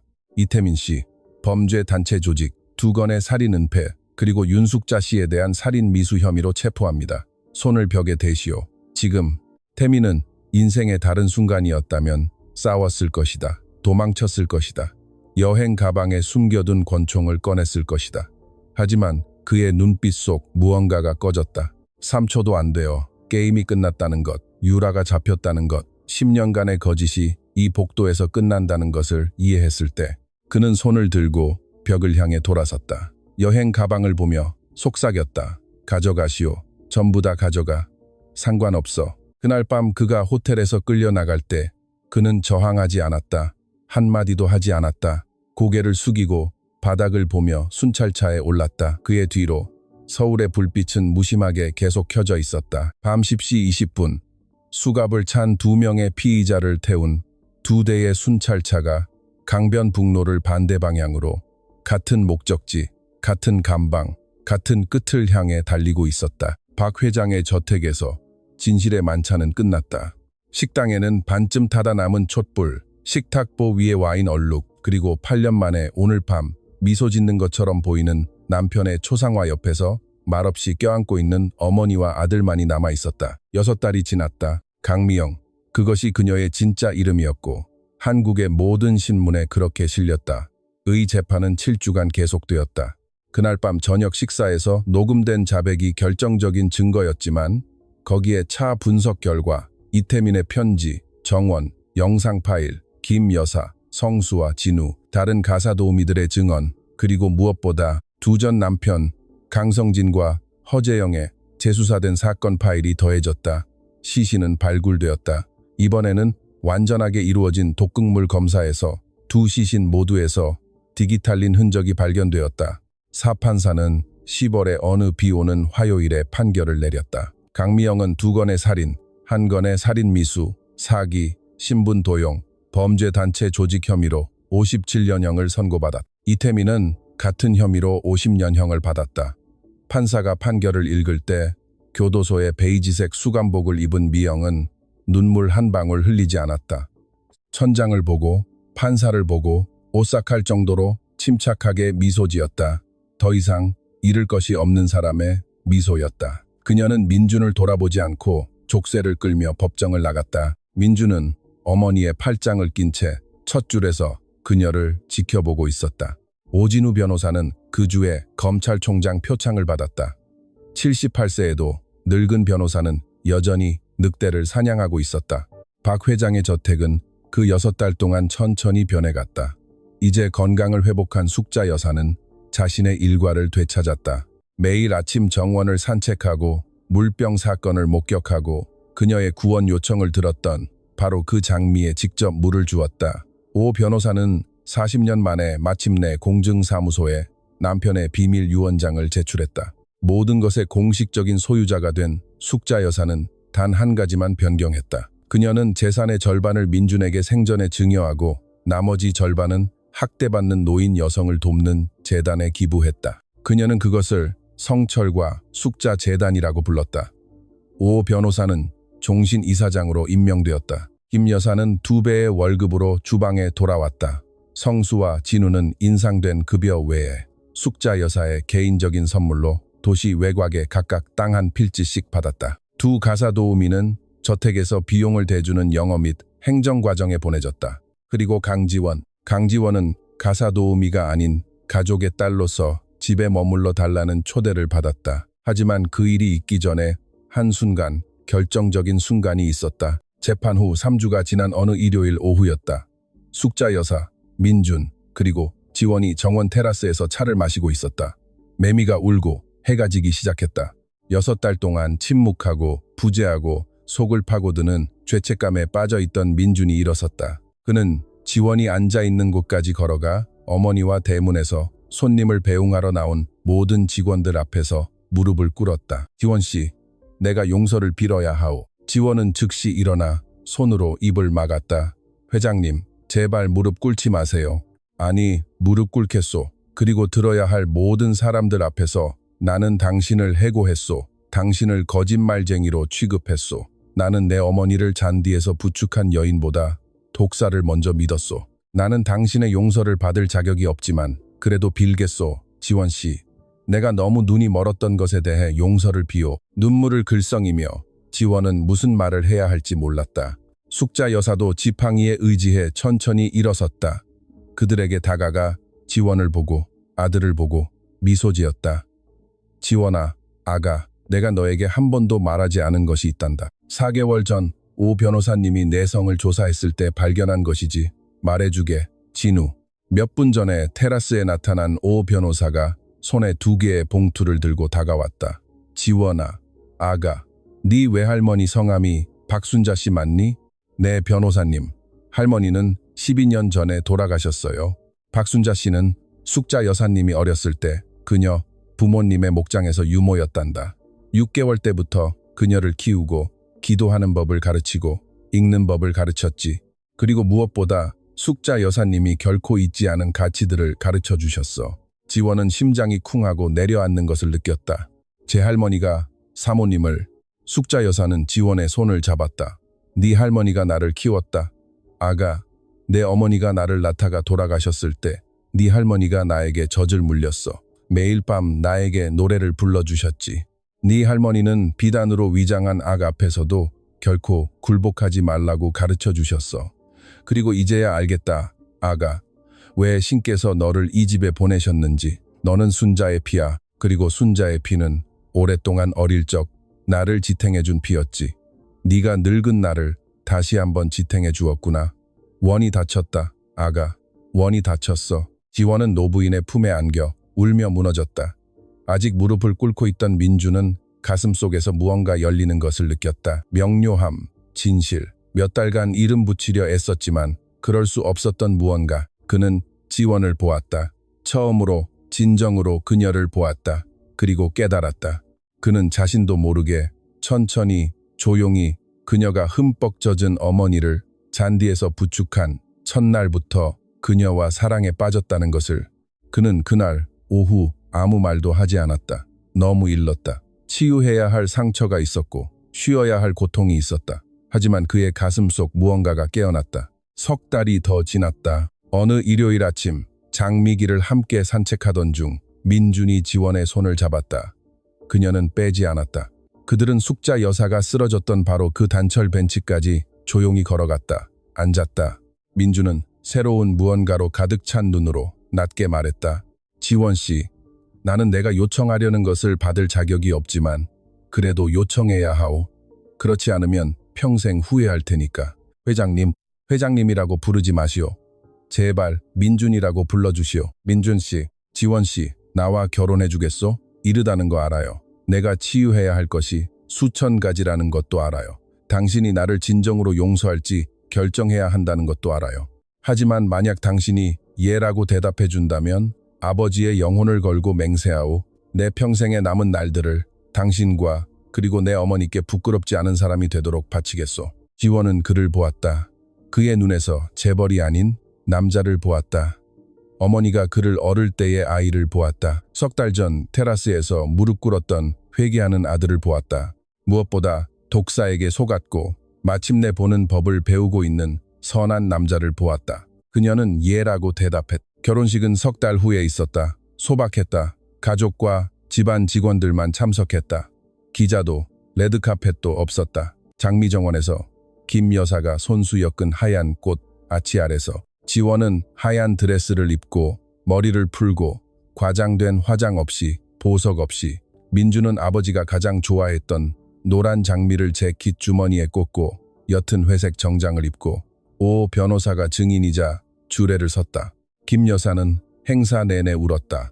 성수와 진우는 서툴지만 애정 어린 트로트를 배경으로 연주했다. 하늘색 드레스, 깨어난 날 입었던 드레스의 색을 입은 숙자 여사는 지팡이를 짚고 아치 중앙까지 걸어갔다. 그녀는 손에 작은 하얀 장미 부케를 들고 있었다. 눈물을 글썽이며 지원에게 건넸다. 아가, 내 집에 온 걸 환영한다. 두 여인은 껴안았다. 82세의 노부인과 29세의 신부, 박순자의 피가 그들의 역사에서 두 번째로 피는 아니지만 이미 가족이 된 두 영혼을 하나로 묶었다. 민준과 지원은 해질녘에 결혼했다. 그들이 반지를 교환할 때 흰 비둘기떼가 저택 지붕에서 날아올랐다. 숙자 여사는 하늘을 보았다. 눈물 한 방울이 뺨을 타고 흘렀고 낮은 목소리로 속삭였다. 여보, 우리 집에 다시 사랑이 찾아왔어요. 다시 사랑이 찾아왔어요. 그날 밤 저녁 식사 후 숙자 여사는 정원에 홀로 남았다. 단철 벤치까지 걸어가 앉아서 별을 보았다. 물병을 제발 도와줘라는 비명을, 코마를, 빨간 USB를, 판결을, 순자의 피를, 아들이 다시 사랑으로 말한 어머니라는 단어를 생각했다. 그리고 82년의 세월만이 주는 명료함으로 깨달았다.